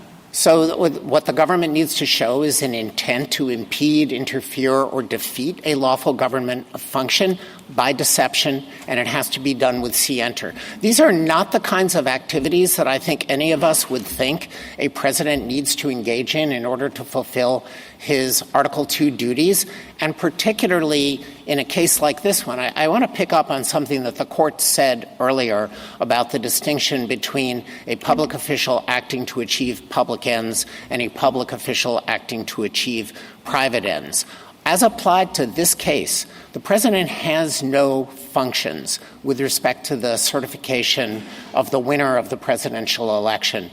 It seems likely that the framers designed the Constitution that way because at the time of the founding, presidents had no two-term limit. They could run again and again, and were expected potentially to want to do that. So the potential for self-interest would explain why the states conduct the elections. They send electors to certify who won those elections and to provide votes, and then Congress in a extraordinary joint session certifies the vote. And the president doesn't have an official role in that proceeding. So it's difficult for me to understand how there could be a serious constitutional question about saying you can't use fraud to defeat that function.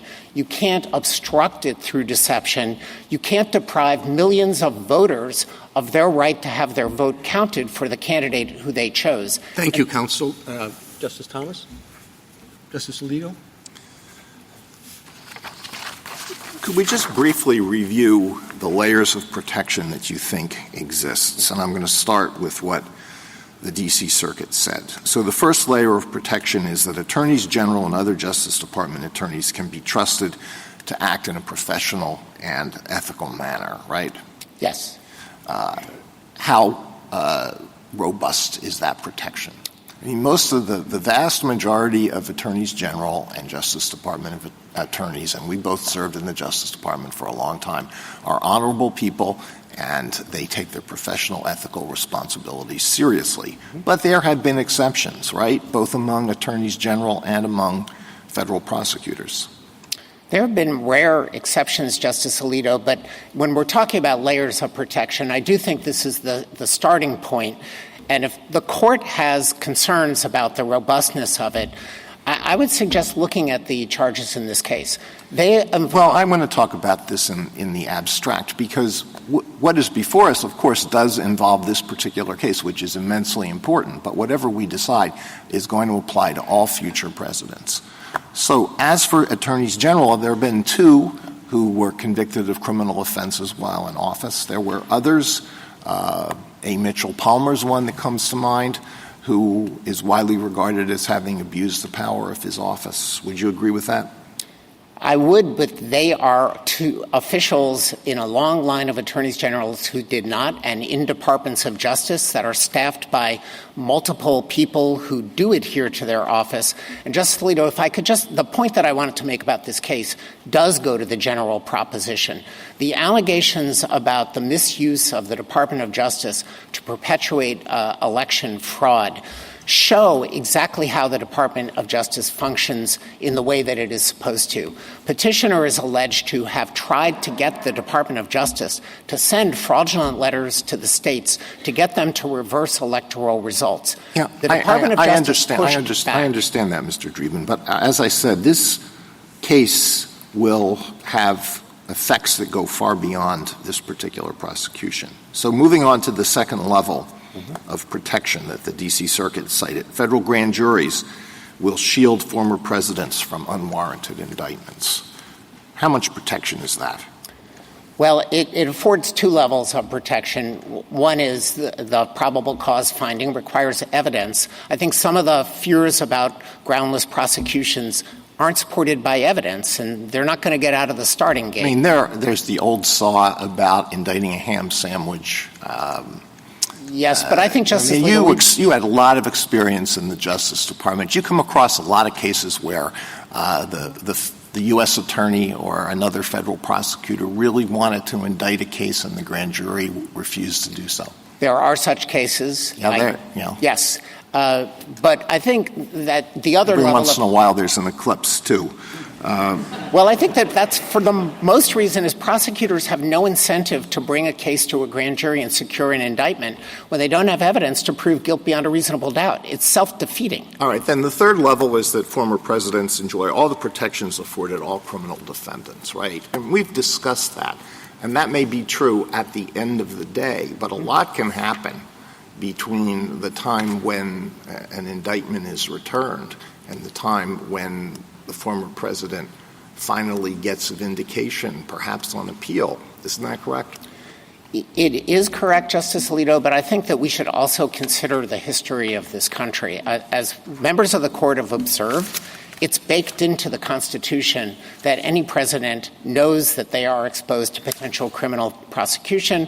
My friend says after impeachment and conviction, we don't read the impeachment judgment clause that way, but it's common ground that all former presidents have known that they could be indicted and convicted. And Watergate cemented that understanding.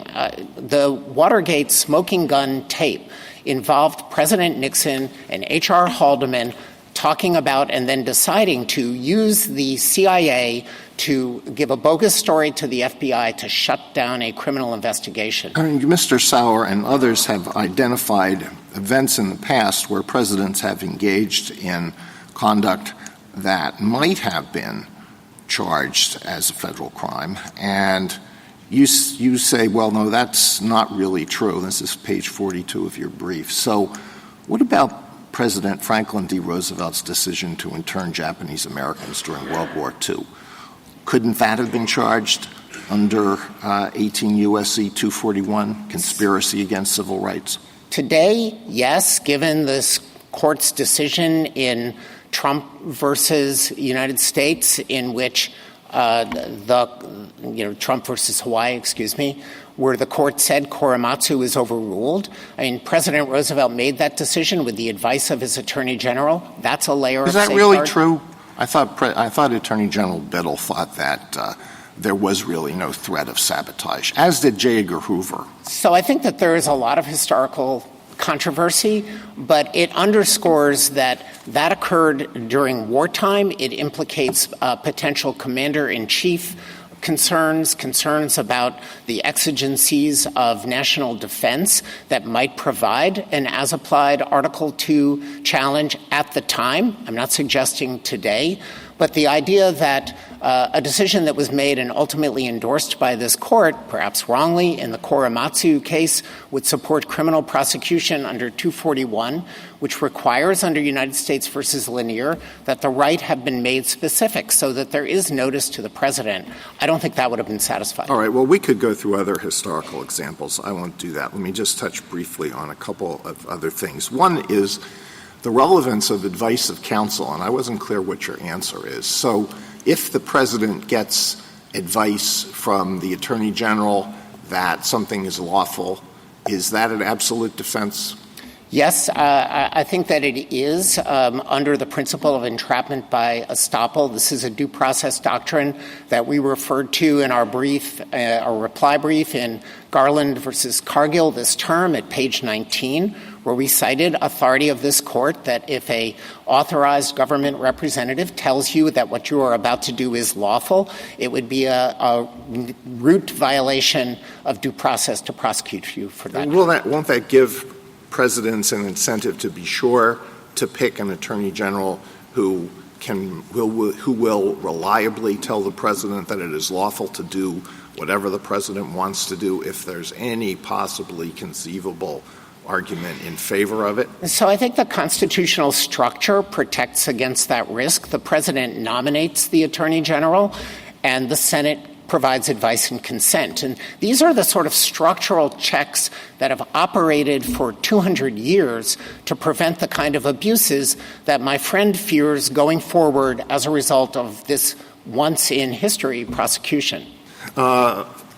On the question of whether a president has the authority to pardon himself, which came up earlier in the argument, what's the answer to that question? I don't believe the Department of Justice has taken a position. The only authority that I'm aware of is a member of the Office of Legal Counsel wrote on a memorandum that there is no self-pardon authority. As far as I know, the Department has not addressed it further, and of course this court had not addressed it either.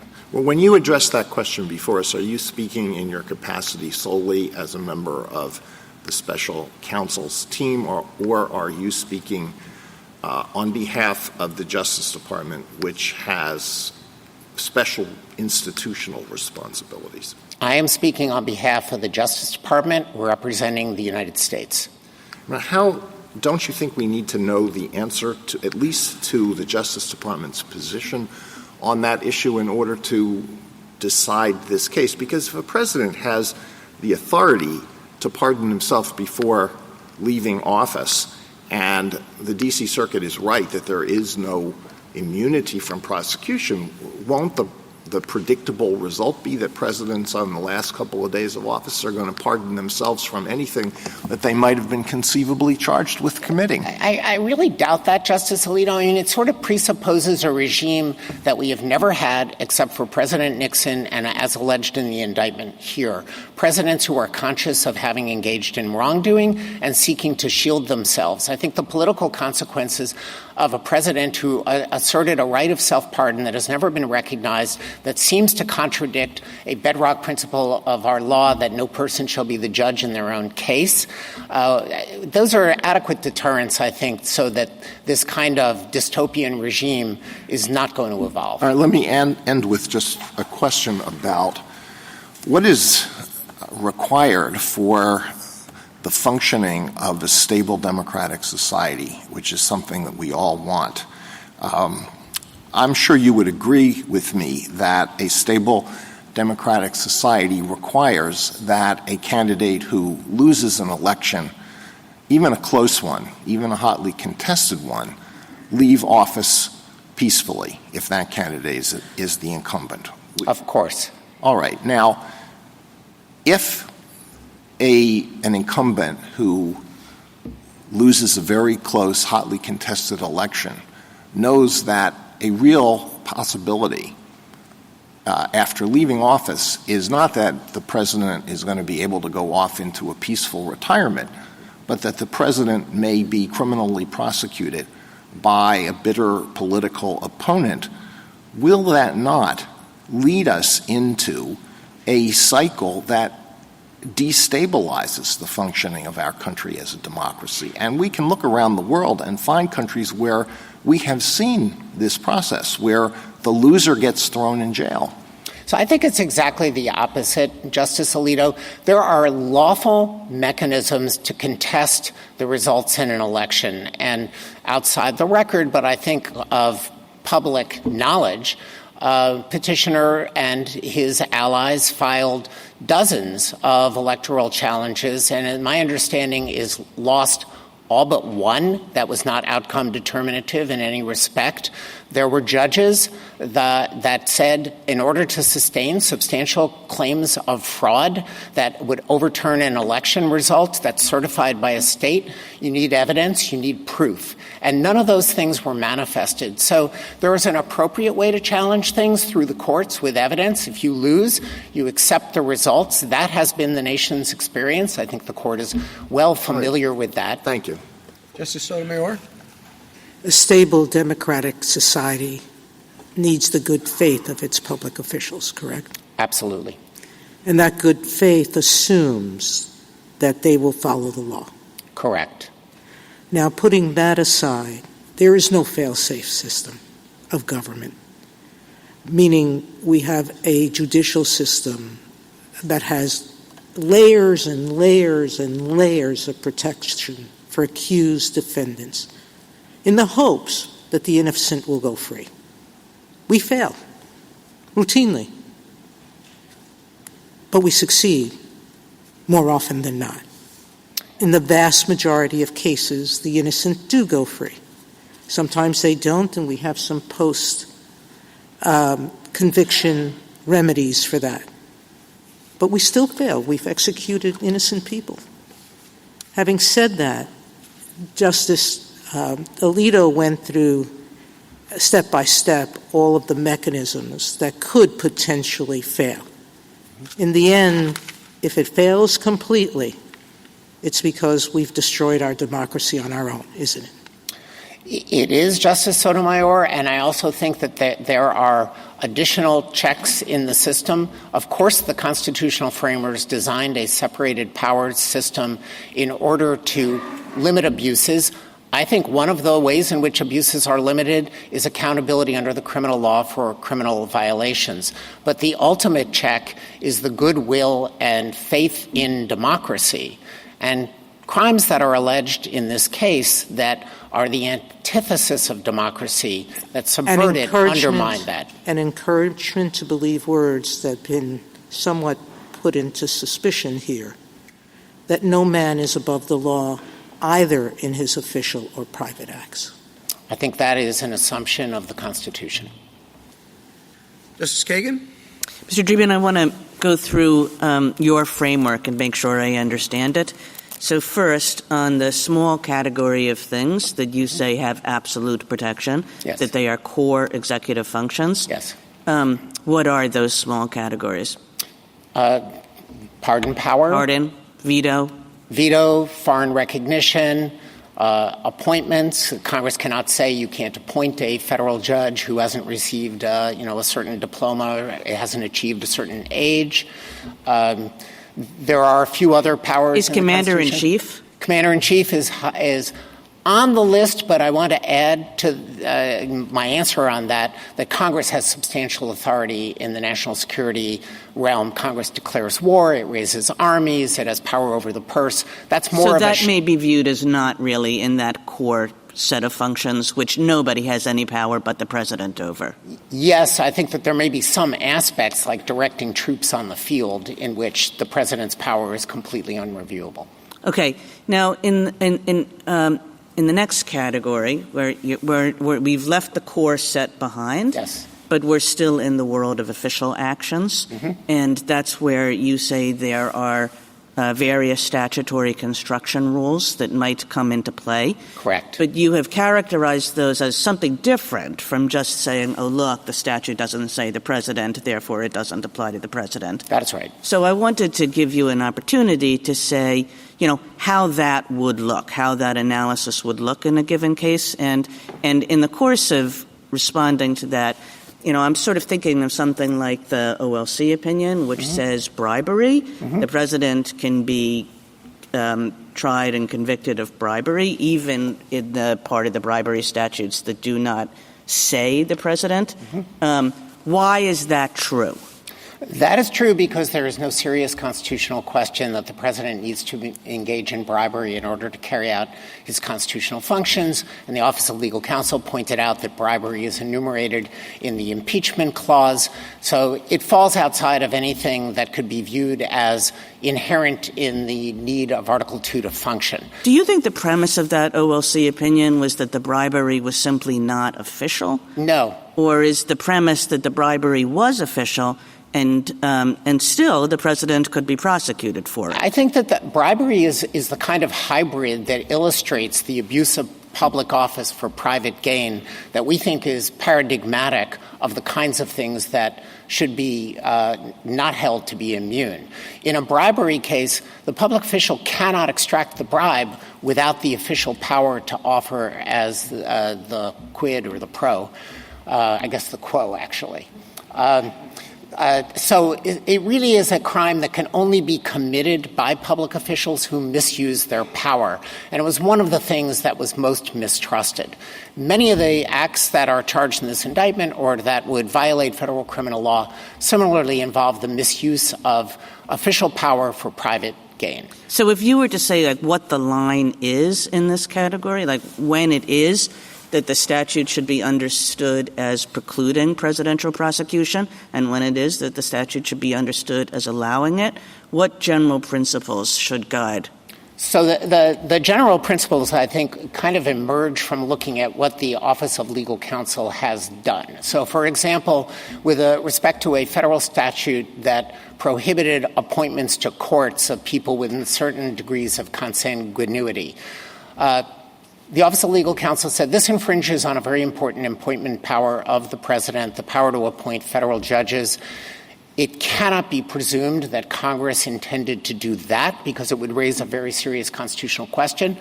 The president is out. Then there are categories of statutes where the president is in, like, for example, the grassroots lobbying statute. The Office of Legal Counsel wrote an opinion about that, and it said, for the president or other public officials to go out into the world and to promote their programs, that can't be what Congress intended to prohibit. What it did intend to prohibit is using federal funds to gin up an artificial grassroots campaign that gave the appearance of emerging from the people, but it was really top down. And the Office of Legal Counsel said the president and officials who carry out the president's mandates are subject to that statute. So that's a more nuanced one. And the third example that I will give you is the statute that would permit prosecution for contempt of Congress. The Office of Legal Counsel concluded that a good faith assertion of executive privilege as a reason for not providing information to Congress would preclude prosecution because Congress cannot be deemed to have altered the separation of powers in such a manner. I think OLC probably would have gone on to say if Congress tried to do it, it would be deemed unconstitutional. But again, this was a statute that did not specifically name the president. There are only two that do that. So the entire corpus of federal criminal law, including bribery offenses, sedition, murder, would all be off limits if it were taken to the extent that some of the questions have suggested. And for the general principle, does it raise a serious constitutional question? And if so, to what extent? Can it be carved out individually? And there may be some instances where the statutes here could be carved out and a particular act could be found to be protected. Or does the statute across the board in such a wide range of applications, somewhat analogous to overbreadth analysis, infringe on the president's power so that we're going to say that the president is just out. Now, that set of issues, they seem important and may occasionally be difficult. Mm-hmm. They also seem not really before us in the way Justice Jackson suggested earlier. Mm-hmm. What do you do you think they are before us? We should just clear it up. Here it is. We have a case. What else could we do? How should we deal with this? That there are these lingering issues that go beyond the question of whether there's the kind of absolute immunity that the former president is invoking. So I think the court has discretion to reach that issue, even though Justice Jackson is totally right. It was not raised in the district court, and it was not raised in the Court of Appeals. And the analysis that I would use to get there is a fusion of a couple of principles. One is the court has often resolved threshold questions that are a prerequisite to an intelligent resolution of the question presented. So in a case like United States versus Grubbs, for example, the court reached out to decide whether anticipatory warrants are valid under the Fourth Amendment before turning to the question whether the triggering condition for an anticipatory warrant had to be in the warrant.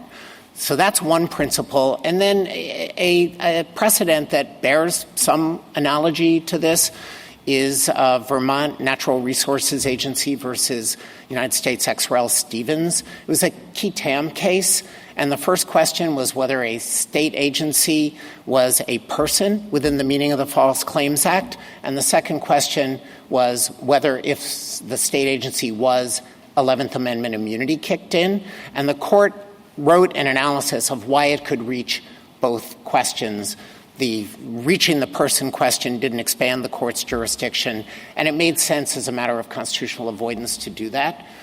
There are some considerations that cut against this, and I want to be clear that for overall government equities, we are not wild about parties who raise an immunity case that can be presented to a court on an interlocutory appeal and then smuggling in other issues. So we would want to guide the court not to have an expansive approach to that issue.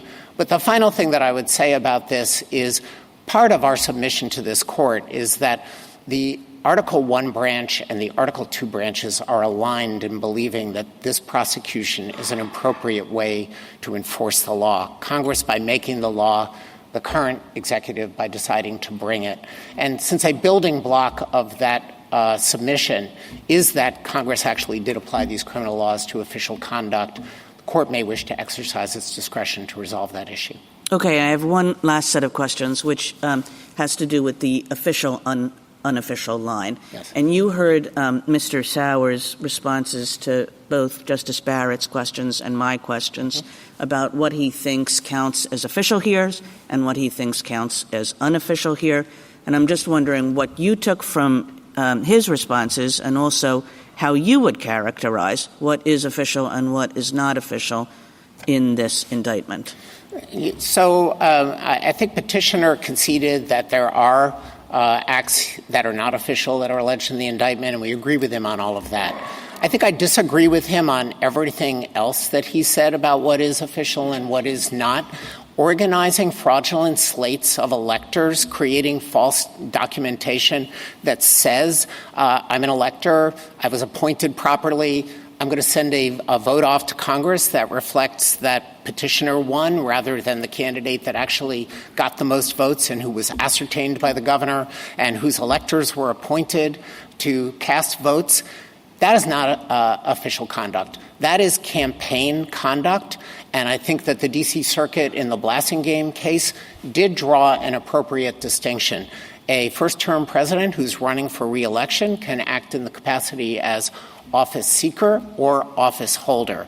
And when working with private lawyers and a private public relations advisor to gin up fraudulent slates of electors, that is not any part of a president's job. So there's an allegation in the indictment that has to do with the removal of a Justice Department official. Is that core protected conduct? We don't think that that's core protected conduct. I don't think that I would characterize that episode quite that way. We do agree that the Department of Justice allegations were a use of the president's official power. In many ways, we think that aggravates the nature of this offense. Seeking as a candidate to oust the lawful winner of the election and have one self-certified with private actors is a private scheme to achieve a private end, and many of the co-conspirators alleged in the indictment are private. But for an incumbent president to then use his presidential powers to try to enhance the likelihood that it succeeds makes the crime, in our view, worse. And so in the Department of Justice episode, it occurs very late in the election cycle after many other schemes had failed. And at that point, the petitioner is alleged to have tried to pressure the Department of Justice to send false letters to the states claiming that there were serious election irregularities and that they should investigate who they certified as a president. None of this was true. The Department of Justice officials all said, this is not true. We are not going to do that. And at that point, petitioner is alleged to have threatened to remove the Department of Justice officials who were standing by their oath and replace them with another person who would carry it out. We're not seeking to impose criminal liability on the president for exercising or talking about exercising the appointment and removal power. No, what we're seeking to impose criminal liability for is a conspiracy to use fraud to subvert the election, one means of which was to try to get the Justice Department to be complicit in this. The case would have been no different if petitioner were successful and he had actually exercised the appointment and removal power and it had gone through and those fraudulent letters were sent. It would have made the scheme more dangerous, but it would not have changed the crime. And how do we think about things like conversations with the vice president? In other words, things that if you say it that way, it's clear that they would fall under executive privilege, but how does that relate to the question that we're asking here? So this is one of the most difficult questions for the Department of Justice, and I want to explain why that is. If we are operating under a Fitzgerald versus Nixon lens and looking at this the way that we look at things when there is a private lawsuit filed against the president, we take a very broad view of what the outer perimeter of official presidential action is in order to be as protective of the president against private lawsuits that, as this court explained in Nixon versus Fitzgerald, can be very deleterious to the president's conduct of business. So if we were putting this under a Fitzgerald lens, we would then have to answer to the question, was he acting in the capacity as office seeker, or was he acting in the capacity as office holder? And if you run through the indictment, you can find support for those two characterizations. And the Department of Justice has not yet had to come to grips with how we would analyze that set of interactions. Thank you. Justice Gorsuch? If you did, though, I just wanted to confirm, I thought I heard you thought that the Blazing Game framework was the appropriate one. Is that right? Largely, yes, Justice Gorsuch. We agree with the idea of the distinction between office holder and office seeker. We also agree that if it's objectively reasonable to view the activities as those of office holder, then the Fitzgerald immunity kicks in. I think we would look more at the content of the actual interaction in order to make that determination than Blasting Game suggested, at least on the facts of that case, might be appropriate. Can you give me an example of what you have in mind? I'm just trying to understand what nuance you're suggesting. So Blasting Game adopted a generally very favorable pro-government framework that we endorse in private civil cases. Yeah. Okay? Not here, because we don't think that Fitzgerald applies in the criminal context. No, I understand that. Okay. But putting that aside, the distinction between official act and private office seeker, yes, their test is, you think, good enough for government work? On this one, the department hasn't taken a next step since the Blasting Game decision. But let me offer a few thoughts that Justice Gorsuch I think might clarify it. The Blasting Game decision focused on objective contextual indications to try to see whether the president was acting as a campaigner as opposed to an office holder. Yeah. I think that decision can also be made by looking at what the president actually said. And let me illustrate that with an allegation that I think my friend talked briefly. In one of the interactions between petitioner and a state official, petitioner is alleged to have said, all I needed you to do is to find me 11,000 votes and change. I think if you look at that content, it's pretty clear that petitioner is acting in the capacity as office seeker, not as president. And we would look at that content. Okay. But the test, I'm just focused on the legal test. Correct. I'm not hearing any objections to it. Other than I think that the D.C. Circuit placed more content consideration off limits than I would. Okay. All right. And then I wanted to understand on the core immunity, or whatever word we use, that it seems to me that we're narrowing the ground of dispute here considerably. Do we look at motives, the president's motives for his actions? I mean, for example, he has lots of war powers, as we've discussed, but he might use them in order to enhance his election, his personal interests. Is that a relevant consideration when we're looking at core powers? So I am thinking of this more as looking at the objective of the activity as opposed to the kind of subjective motive in the sense that Your Honor is talking about. I think that there is a lot of concern about saying an electoral motive to be reelected such. Every first-term president, everything he does can be seen through the prism, by critics at least, of his personal interest in reelection. Yes. And so you wouldn't want that. I think you would say personal motivations off limits with respect to the core powers. Probably, well, with respect to the core powers, we think those are just things that can't be regulated at all, like the pardon power and veto. Right, regardless of motive. Correct. Regardless of motive. That is right. Okay. That is right. All right, so then we're in the non-core powers where we're fighting over. What role do motives play there? I mean, one could remove an appointee that, well, first of all, maybe ask this first, is removing an appointee, a presidential appointee, a core power or a non-core power in your world? So here I might need to differentiate between the principal officers that this court in cases like Myers and Seal of Law has regarded as having a constitutional status of being removable at will from inferior officers where Congress does have some regulatory latitude to impose restrictions on removal. Sure. And put that aside. Yeah, I understand that. Putting that aside, yes, appointing a principal officer is a core power. I am not prepared to say that there is no potential criminal regulation to say you can't do it for corrupt purposes, to enrich yourself, for example. Well, bribery, all right, Yes. but that's what I was wondering. Do motives come into the core power analysis or not? And now I'm hearing, I thought I heard no, and now I'm hearing maybe.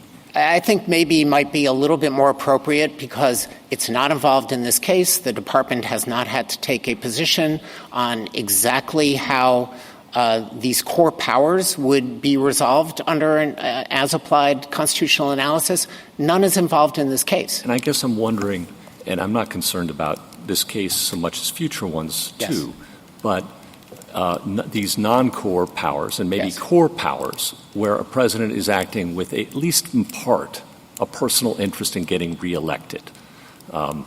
Everything he does, he wants to get reelected. And if you're allowing in motive to color that, I'm wondering how much is left of either the core or non-core powers. So I would be fine with carving that out and deeming that to be something that's intrinsic in our electoral system. We're not talking about applying criminal law to somebody who makes an announcement that this program will be good for the United States, and somebody could come along and say, well, you really did it to get reelected. Leaving aside whether any of that violates a criminal law, I know that the next question is assume that it does.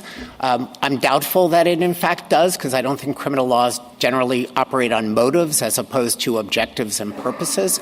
But all right, intentions. I mean, you can frame a motive as an intention and an intention as a motive, as you well know, every day of the week. Yes. So let's put that aside, too. I understand. Well, putting that aside, that really, to me, falls in a very different category, and it is also possible. So there's some motives or intents that are cognizable and others that aren't. I mean, it's awkward, right, when we look back at, like, the injunction back to Marbury and the early cases. You can't enjoin a president. Yeah. Also meant you couldn't hold him in contempt. Right? A sitting president. For sure. Justice Gorsuch, right? Can I try one more time? Well, let me just spin this out just a second, okay. Right? And it didn't matter what the president's motives were. We're not going to look behind it.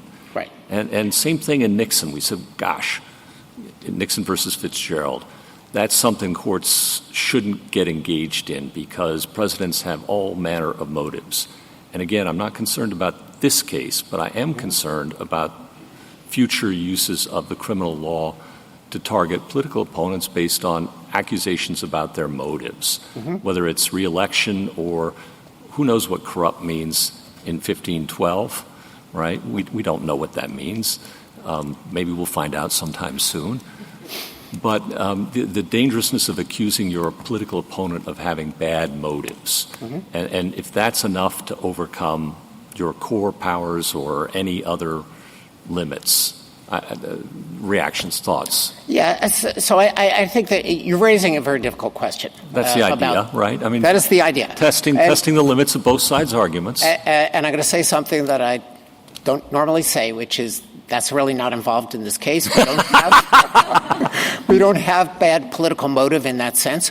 I understand that. I appreciate that, but you also appreciate that we're writing a rule for the ages. Yes, and I think I would start by looking at the statutes and then seeing what restrictions they do place on the president's conduct.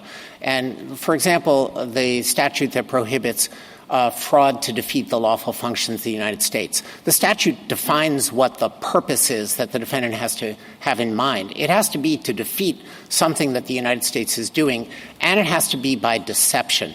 I don't think that gets us into the realm of motive hunting in the area where we are as concerned, I think, as the court would be about doing something that would undermine the presidency and the executive branch.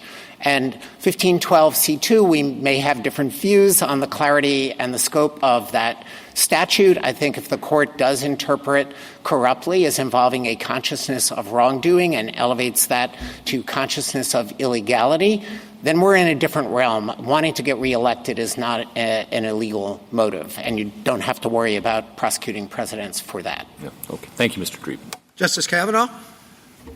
As you've indicated, this case has huge implications for the presidency, for the future of the presidency, for the future of the country, in my view. You've referred to the department a few times as having supported the position. Who in the department? Is it the president, the attorney general? The Solicitor General of the United States. Part of the way in which the special counsel functions is as a component of the Department of Justice. The regulations envision that we reach out and consult, and on a question of this magnitude that involves equities that are far beyond this prosecution as the questions of the court. So it's the Solicitor General? Yes. Okay. Second, like Justice Gorsuch, I'm not focused on the here and now of this case. I'm very concerned about the future. And I think one of the court's biggest mistakes was Morrison versus Olson.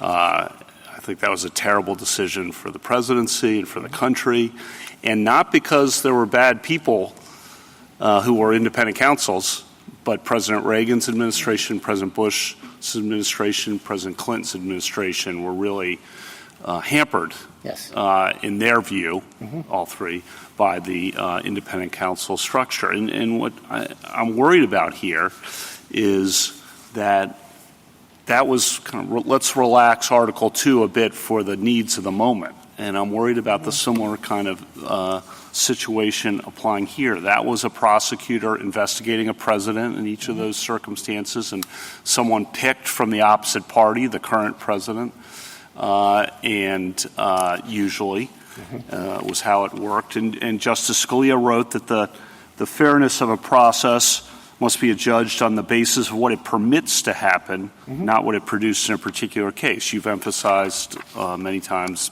regularity, the Department of Justice. And he said And I think this applied to the independent counsel system, and it could apply if presidents are routinely subject to investigation going forward.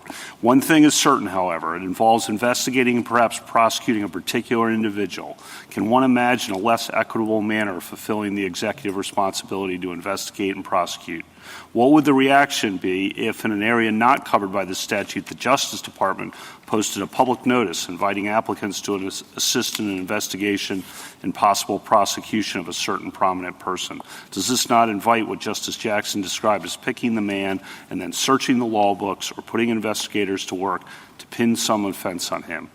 To be sure, the investigation must relate to the area of criminal offense specified by the statute, but that has often been, and nothing prevents it from being very broad. I paraphrased at the end because it was referring to the judges. Yes. That's the concern going forward, is that the system will, when former presidents are subject to prosecution, and the history of Morrison versus Olson tells us it's not going to stop. It's going to cycle back and be used against the current president or the next president and the next president and the next president after that. All that, I want you to try to allay that concern. Why is this not Morrison v. Olson redux if we agree with you? Well, first of all, the independent counsel regime did have many structural features that emphasized independence at the expense of accountability. We don't have that regime now, but even under that regime, Justice Kavanaugh, I think if you look at Lawrence Walsh's report on Iran-Contra, I think this goes to a very fundamental point for the court to consider. Judge Walsh said, I investigated these matters. The proof did not nearly come close to establishing criminal violations. So we've lived from Watergate through the present, through the independent counsel era with all of its flaws, without these prosecutions having gone off on a runaway train. I think President Reagan, President Bush, and President Clinton, whether rightly or wrongly, thought contrary to what you just said. I think nobody likes being investigated for a crime, but it didn't result in the kind of vindictive prosecutions that I think Your Honor is raising as a possibility. Yeah. We have a different system now. I think there was a consensus throughout Washington that there were flaws in the independent counsel system. It lapsed. We now are inside the Justice Department with full accountability resting with the Attorney General. So the special counsel regulations now don't operate the way that the independent counsel regulations do. And this court would have something to say about it, I think, if the independent counsel statute were revived. I'm not sure that anybody is in favor of that. Right. Now, I was just saying this is kind of the mirror image of that is one way someone could perceive it. But I take your point about the different structural protections internally. And like Justice Scalia said, I do not mean to suggest anything of the sort in the present case. I'm not talking about the present case, so I'm talking about the future. Second, another point, you said, talked about the criminal statutes. It's very easy to characterize presidential actions as false or misleading under vague statutes. So President Lyndon Johnson, statements about the Vietnam War. Mm-hmm. Say something's false. Turns out to be false that he says about the Vietnam War. 371 prosecution? So after he leaves office? I think not, but this is an area that I do think that merits some serious and nuanced consideration. Statements that are made by a president to the public are not really coming within the realm of criminal statutes. They've never been prosecuted. I realize that the court can say, well, what if they were? And then I think you get to what I would regard as a hard constitutional question that would probably guide the court away from trying to resolve today, although I do think it's very different from our case and distinguishable in important ways. But you're dealing here with two branches of government that have a paramount interest in the integrity and freedom of their interactions with each other. On the one hand, the president, of course, should be very free to send usually his cabinet officials and sub-cabinet officials to testify to Congress, to provide them with the information needed to enact legislation and to make national policy. And we're very concerned about anything that would trammel that. On the other side of the equation, Congress has a compelling interest in receiving accurate information and at the very least, I not agree. information that is intentionally and knowingly false. Right. That would pollute the legislative How about, process. I think it came up before, President Ford's pardon. Very controversial in the moment. Yes. Hugely unpopular, probably why he lost in 76. Yes. Now looked upon as one of the better decisions in presidential history, I think, by most people. If he's thinking about, well, if I grant this pardon to Richard Nixon, could I be investigated myself for obstruction of justice on the theory that I'm interfering with the investigation of Richard Nixon? So this would fall into that small core area that I mentioned to Justice Kagan and Justice Gorsuch of presidential responsibilities that Congress cannot regulate.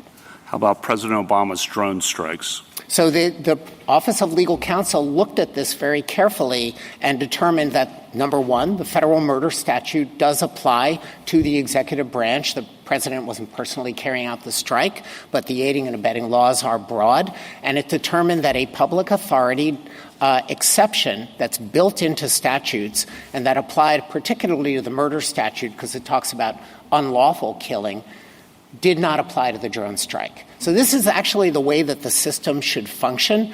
The Department of Justice takes criminal law very seriously. It runs it through the analysis very carefully with established principles. It documents them, it explains them, and then the president can go forward in accordance with it. And there is no risk of prosecution for that course of activity. Thank you for your answers. Justice Barrett? Mr. Dreeben, I want to pick up with that public authority defense. So I'm looking at the OLC memo that David Barron wrote that you cited in your briefs. And he describes the public authority defense citing the model penal code. There are a few different definitions, but I'll just highlight this one. Justifying conduct which is required or authorized by the law defining the duties or functions of a public officer, the law governing the armed services or lawful conduct of war, or any other provision of law imposing a public duty. That sounds a lot like dividing a line between official and private conduct.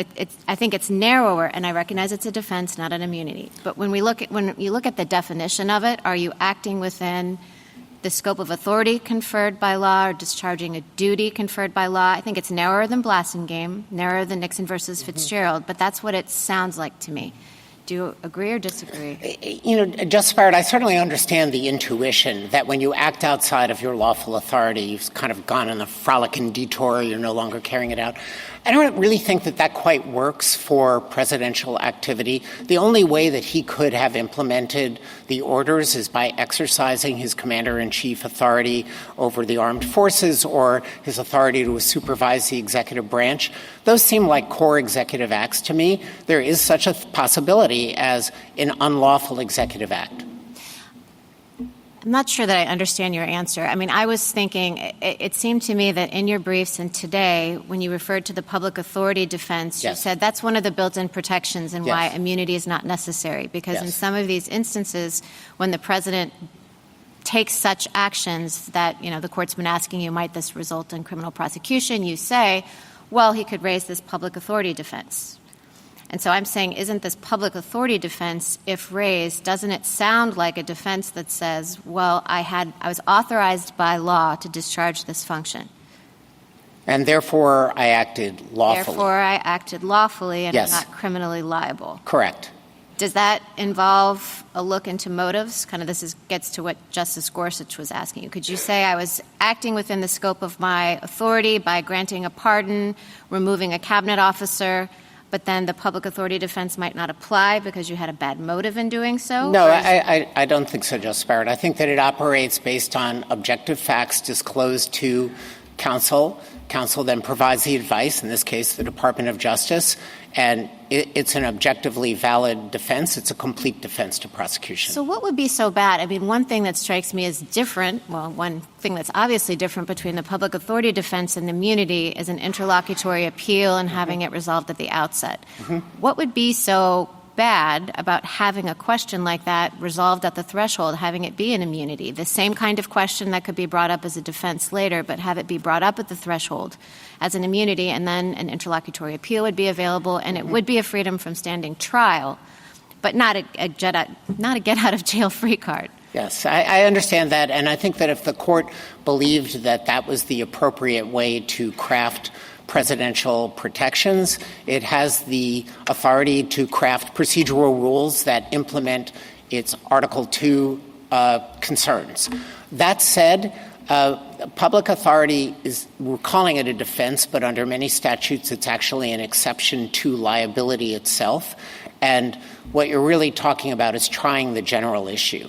And generally in criminal cases, even cases that involve First Amendment issues like threat statutes, the jury is the determinant of the facts. And I have a little bit of difficulty with the idea of trying the whole public authority issue separately to the judge and having that go up on interlocutory appeal with review of facts before you could ever get it forward into a criminal case. That said, if I would prefer a regime in which the court altered some of the procedural rules surrounding the president than a total, absolute blanket immunity that takes away the possibility of criminal prosecution, even if it was a core violation of the statute in the teeth of Attorney General advice and has no overriding public purpose. You think it has to be a jury question? And let's see, I wasn't necessarily proposing actually treating it as a defense that was done at the outset and then subject to interlocutory appeal. I was proposing, what about an immunity doctrine that drew from the public authority defense that the Department of Justice thinks would otherwise apply? So just go with me on that for a minute. Why would it be so bad for it not to be a jury question? I mean, it seems to me that some of these Article 2 concerns would be exacerbated by having it go to a jury rather than a judge. So I think some of them are judge questions that could be resolved on the face of the indictment. If the Department of Justice ever returned an indictment that said the issuance of this pardon or this series of pardons constituted obstruction of justice, I have a little difficulty hypothesizing it, but a motion could be made on the face of the indictment that says Article 2 precludes Congress from regulating these activities. The indictment needs to be dismissed. And if the court wished to attach to that kind of a rule interlocutory appeal, then that would be a lesser safeguard than the one that my friend is proposing here. Other kinds of defenses, though, really do intersect with the general issue. And for those, I have a much greater time seeing how the court could implement that. And would there be costs in going to trial? Yes. There is no perfect system here. We are trying to design a system that preserves the effective functioning of the presidency and the accountability of a former president under the rule of law. And the perfect system that calibrates all of those values probably has not been devised. I think that the system that we have works pretty well. Maybe it needs a few ancillary rules. It is different from the radical proposal of my friend. I agree. Let me ask you about state prosecutions, because if the president has some kind of immunity that's implicit in Article 2, then that immunity would protect him from state prosecutions as well. A lot of the protections that you're talking about are internal protections that the federal government has, protections in the Department of Justice, which obviously are not applicable at the many state and local jurisdictions across the country. What do you have to say to that? So that raises a Supremacy Clause issue, and the court would run a Supremacy Clause analysis that would probably start with basic principles like McCulloch versus Maryland. The states do not have the authority to burden federal functions, and would then kind of move through in Re-Nagel, where the court said that a state murder prosecution of a federal official guarding a Supreme Court justice and who fired a shot was not permissible. If the court thought that you needed a more categorical rule for the states, I think the Supremacy Clause certainly leaves it within the court's prerogative to determine that the president, unlike all other officials, deserves more of a robust federal defense than what I have just described. But it would still be a defense in the states. It wouldn't be – I mean, that's my point. It's one thing to say, well, the president, they're not going to be these prosecutions that are politically motivated, the things that Justice Kavanaugh was referring to that might be the danger of this system, one thing that we have to worry about. That might not carry the day, but, that's a concern. It's totally different when you take it outside of the Department of Justice and its structures, and then you throw it out elsewhere, the idea across the states, the idea of an immunity, I think, has a lot more purchase if you're talking about something that protects the former president from standing trial and the state and local level. So I don't know that you would have to design a system in which the president would have to stand trial at the state and local level. It's certainly within the court's authority as a matter of supremacy clause law to find an immunity. But we have been talking here about at some length on the distinction between official acts and private acts. Yeah. That will have to be determined by some sort of a process. Any immunity defense that the court announces can still be met by a state assertion that we're prosecuting private conduct. You're going to have some process. I think having some legal process is not a reason to cast aside a nuanced system that actually looks at what protections are necessary as opposed to what would provide the absolute maximum insulation for former presidents, even if we acknowledge that it's highly prophylactic. Totally agree, and I wasn't actually contrasting the absolute immunity rule. I was saying that if there was some sort of official private, there are consequences towards about making immunity. Okay, and since you bring up the private acts, this is my last question. So I had asked Mr. Sauer about on page 46 and 47 of your brief. Yes. You say, even if the court were inclined to recognize some immunity for a former president's official acts, it should remand for trial because the indictment alleges substantial private conduct. Yes. And you said that the private conduct would be sufficient. Yes. The special counsel has expressed some concern for speed and wanting to move forward. So, the normal process, what Mr. Sauer asked, would be for us to remand if we decided that there were some official acts immunity and to let that be sorted out below. It is another option for the special counsel to just proceed based on the private conduct and drop the official conduct? Well, two things on that, Justice Barrett. First of all, there's really an integrated conspiracy here that had different components as alleged in the indictment. Working with private lawyers to achieve the goals of the fraud, and as I said before, the petitioner reaching for his official powers to try to make the conspiracies more likely to succeed. We would like to present that as an integrated picture to the jury so that it sees the sequence and the gravity of the conduct and why each step occurred. That said, if the court were to say that the fraudulent elector scheme is private, reaching out to state officials as a candidate is private, trying to exploit the violence after January 6th by calling senators and saying, please delay the certification proceeding, is private campaign activity, we still think, contrary to what my friend said, that we could introduce the interactions with the Justice Department, the efforts to pressure the vice president, for their evidentiary value as showing the defendant's knowledge and intent, and we would take a jury instruction that would say, you may not impose criminal culpability for the actions that he took. However, you may consider it insofar as it bears on knowledge and intent. That's the usual rule with protected speech, for example, under Wisconsin versus Mitchell. My friend analogizes this to the speech or debate clause, but we don't think the speech or debate clause has any applicability here. It's a very explicit constitutional protection that says senators and representatives shall not be questioned in any other place. So it carries an evidentiary component that's above and beyond whatever official act immunity he is seeking. And the last thing I would say on this is we think that the concerns about the use of evidence of presidential conduct that might otherwise be official and subject to executive privilege is already taken care of by United States versus Nixon. That balances the president's interest in confidentiality against the need of the judicial system for all available facts to get to the truth. And once that has been overcome, we submit that the evidence can be used even if culpability can't rest on it. Thank you. Justice Jackson? Just to pick up where Justice Barrett left off, I think I heard you say that even if we decide here something, a rule that's not the rule that you prefer, that is somehow separating out private from official acts and saying that that should apply here, there's sufficient allegations in the indictment, in the government's view, that fall into the private acts bucket that the case should be allowed to proceed. Correct. Because in an ordinary case, it wouldn't be stopped just because some of the acts are allegedly immunized, even if people agree that some are immunized. If there are other acts that aren't, the case would go forward. That is right. All right. Going back to the clear statement argument, I'm struggling with that argument because my understanding was that when a charged criminal statute is read narrowly in the presidential context to not apply to the president, a constitutional question is being avoided.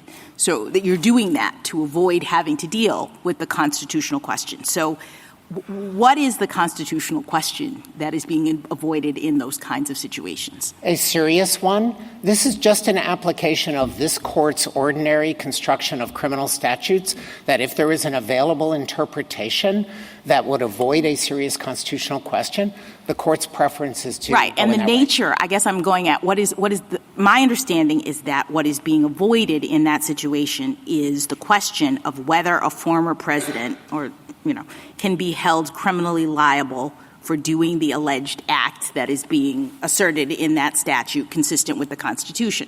So we look at the statute, it's got some elements in it, and we are saying, well, geez, if this statute and those elements apply to the president's conduct in this situation, we'd have to answer the question, can the president be held liable consistent with the Constitution for that behavior? Is that right? So the first step in that analysis, I just want to... Yes, Yes, please. but the first step is there ambiguity? And right. These statutes apply to any person. They apply to whoever. There's no ambiguity in those phrases. This court in Nardone versus United States concluded that similar words, any person, apply to government officials. All right, well, let's just assume that I guess I'm just trying to get at we're avoiding a constitutional question if we do that in the ordinary case. Mm-hmm. And what's confusing to me about this case is that we're not being asked to avoid the constitutional question. In fact, the question of whether or not the president can be held liable consistent with the Constitution or does he have immunity is the question that's being presented to us. So I don't understand how the clear statement kind of analysis even works. It seems completely tautological to me for us to hold that presidents cannot be prosecuted under any criminal statute without a clear statement from Congress to avoid the question of whether or not the Constitution allows them to be prosecuted. We'd have to have a reason, right? I mean, we'd have to have a rationale for applying the clear statement rule. I think the court would have to have some rationale that's not evident in either the existing doctrine or the text. And just one data point for the court in thinking about how the clear statement rule works. In United States versus Sun Diamond, a case about gratuities that the court is probably familiar with, Justice Scalia wrote an opinion for a unanimous court in which he used a hypothetical about what would happen if the president received a sports replica jersey at a typical White House event. Would that violate Section 201C? And the court offered a construction that it had to be for because an official act to avoid that problem. I think if there was such a well-received understanding that presidents are not included in general federal criminal law unless the president is specifically named, which he is not in Section 201, Justice Scalia would have thought of that, and some member of the court would have reacted, and none did. All right. Let me go on to ask about what you take the petitioner's position to be in this case, because we've had a lot of talk about drawing the lines. Justice Kavanaugh, Justice Gorsuch suggested that we should be thinking about Blassingame and that within first we have private versus official, and then within official now we have something about core acts versus other acts as we try to figure out, at what level the president is going to have immunity. But I took the petitioner's argument in this case not to be inviting us to engage in that kind of analysis. I thought he was arguing that all official acts get immunity. And so I didn't understand us to be having to drill down on which official acts do. And so my question is, why isn't it enough for the purposes of this case, given what the petitioner has argued, to just answer the question of whether all official acts get immunity? That is enough, and if the court answers that question the way that the government has submitted, that resolves the case. I want to make a clarification that I may have left the court with some uncertainty about. The official act analysis that my friend is talking about is the Fitzgerald versus Nixon outer perimeter test, which is extremely protective of the president. It's not looking at core versus ancillary. It's saying everything the president does is a target for private civil lawsuits. That is not a great thing, and therefore they are all cut off. That's an absolute immunity kind of concept, right? Anything that's official in the outer perimeter is not subject to liability. That is right. And so we don't have to then go, well, okay, we have the bucket of official. Now let's figure out which within that might be subject to liability, not on the theory of absolute immunity, correct? Neither on the theory of absolute immunity or on our theory. On his theory, everything's protected. On our theory, there is no immunity. But this is where I would draw the distinction. There are as-applied constitutional challenges that you run through the Youngstown framework and this court's customary method of analysis, and you determine whether there's a infringement of Article 2. So what you're saying is even if we reject the absolute immunity theory, it's not as though the president is, doesn't have the opportunity to make the kinds of arguments that arise as at the level of, this particular act or this particular statute has a problem in retrospect. I think I hear you saying we should not be trying to, in the abstract, set up those boundaries ahead of time as a function of sort of blanket immunity, allow each allegation to be brought, and then we would decide in that context. Yes, with the additional note that petitioner has never made that argument, and I think it would be up to a district court to decide whether to go that route at this point in the litigation. He's put all of his eggs in the absolute immunity basket. All right, and if we invite, if we see the question presented as broader than that, and we do say let's engage in the core official versus not core and try to figure out the line, is this the right vehicle to hammer out that test? I mean, I'd understood that the most, if not all, but most of the allegations here, there's really no plausible argument that they would fall into core versus not such that they are immune. We don't think there are any core acts that have been alleged in the indictments that would be off limits as a matter of Article 2. So if we were going to do this kind of analysis, try to figure out what the line is, we should probably wait for a vehicle that actually presents it in a way that allows us to test the different sides of the standard that we'd be creating, right?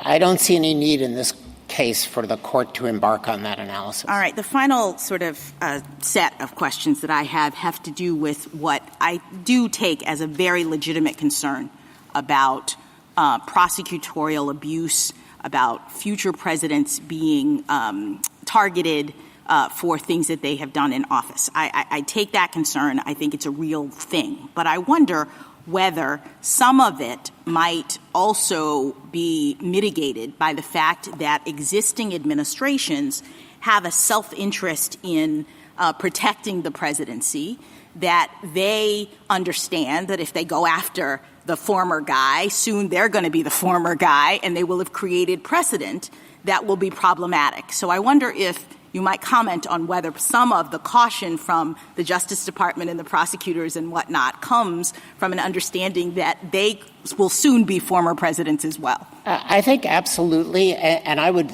locate this as a structural argument that's built into the Constitution itself. The executive branch, I think as this court knows, has executive branch interests that it at times asserts in opposition to Congress so that the proper functioning of the president is protected. And I believe that that value would be operative and is operative in anything as momentous as charging a former president with a crime. And I would also say, I think, and ask you to comment on, presidents are concerned about being investigated and prosecuted, and it chills to some extent their, ability to do what they want in office. And that's a concern on one side. But can you comment on the concern about having a president unbounded while in office, a president who knows that he does not have to ultimately follow the law because there is really nothing more than, say, political accountability in terms of impeachment. I mean, we have amicus briefs here from Professor Lederman, for example, who says, a president would not be prohibited by statute from perjuring himself under oath about official matters, from corruptly altering, destroying, or concealing documents to prevent them from being used in an official proceeding, from suborning others to commit perjury, from bribing witnesses or public officials. And he goes on and on and on about the things that a president in office with the knowledge that they have no criminal accountability would do. I see that as a concern that is at least equal to the president being so worried about criminal prosecution that he, is a little bit limited in his ability to function. So can you talk about those competing concerns? So, Justice Jackson, I think it would be a sea change to announce a sweeping rule of immunity that no president has had or has needed.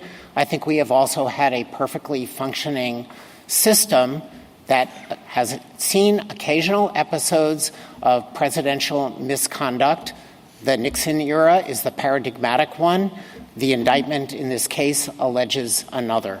For the most part, I believe that the legal regime and the constitutional regime that we have works, and to alter it poses more risks. Thank you. Thank you. Thank you, counsel. Rebuttal, Mr. Sauer? I have nothing further, Your Honor. Thank you, counsel. Counsel, the case is submitted.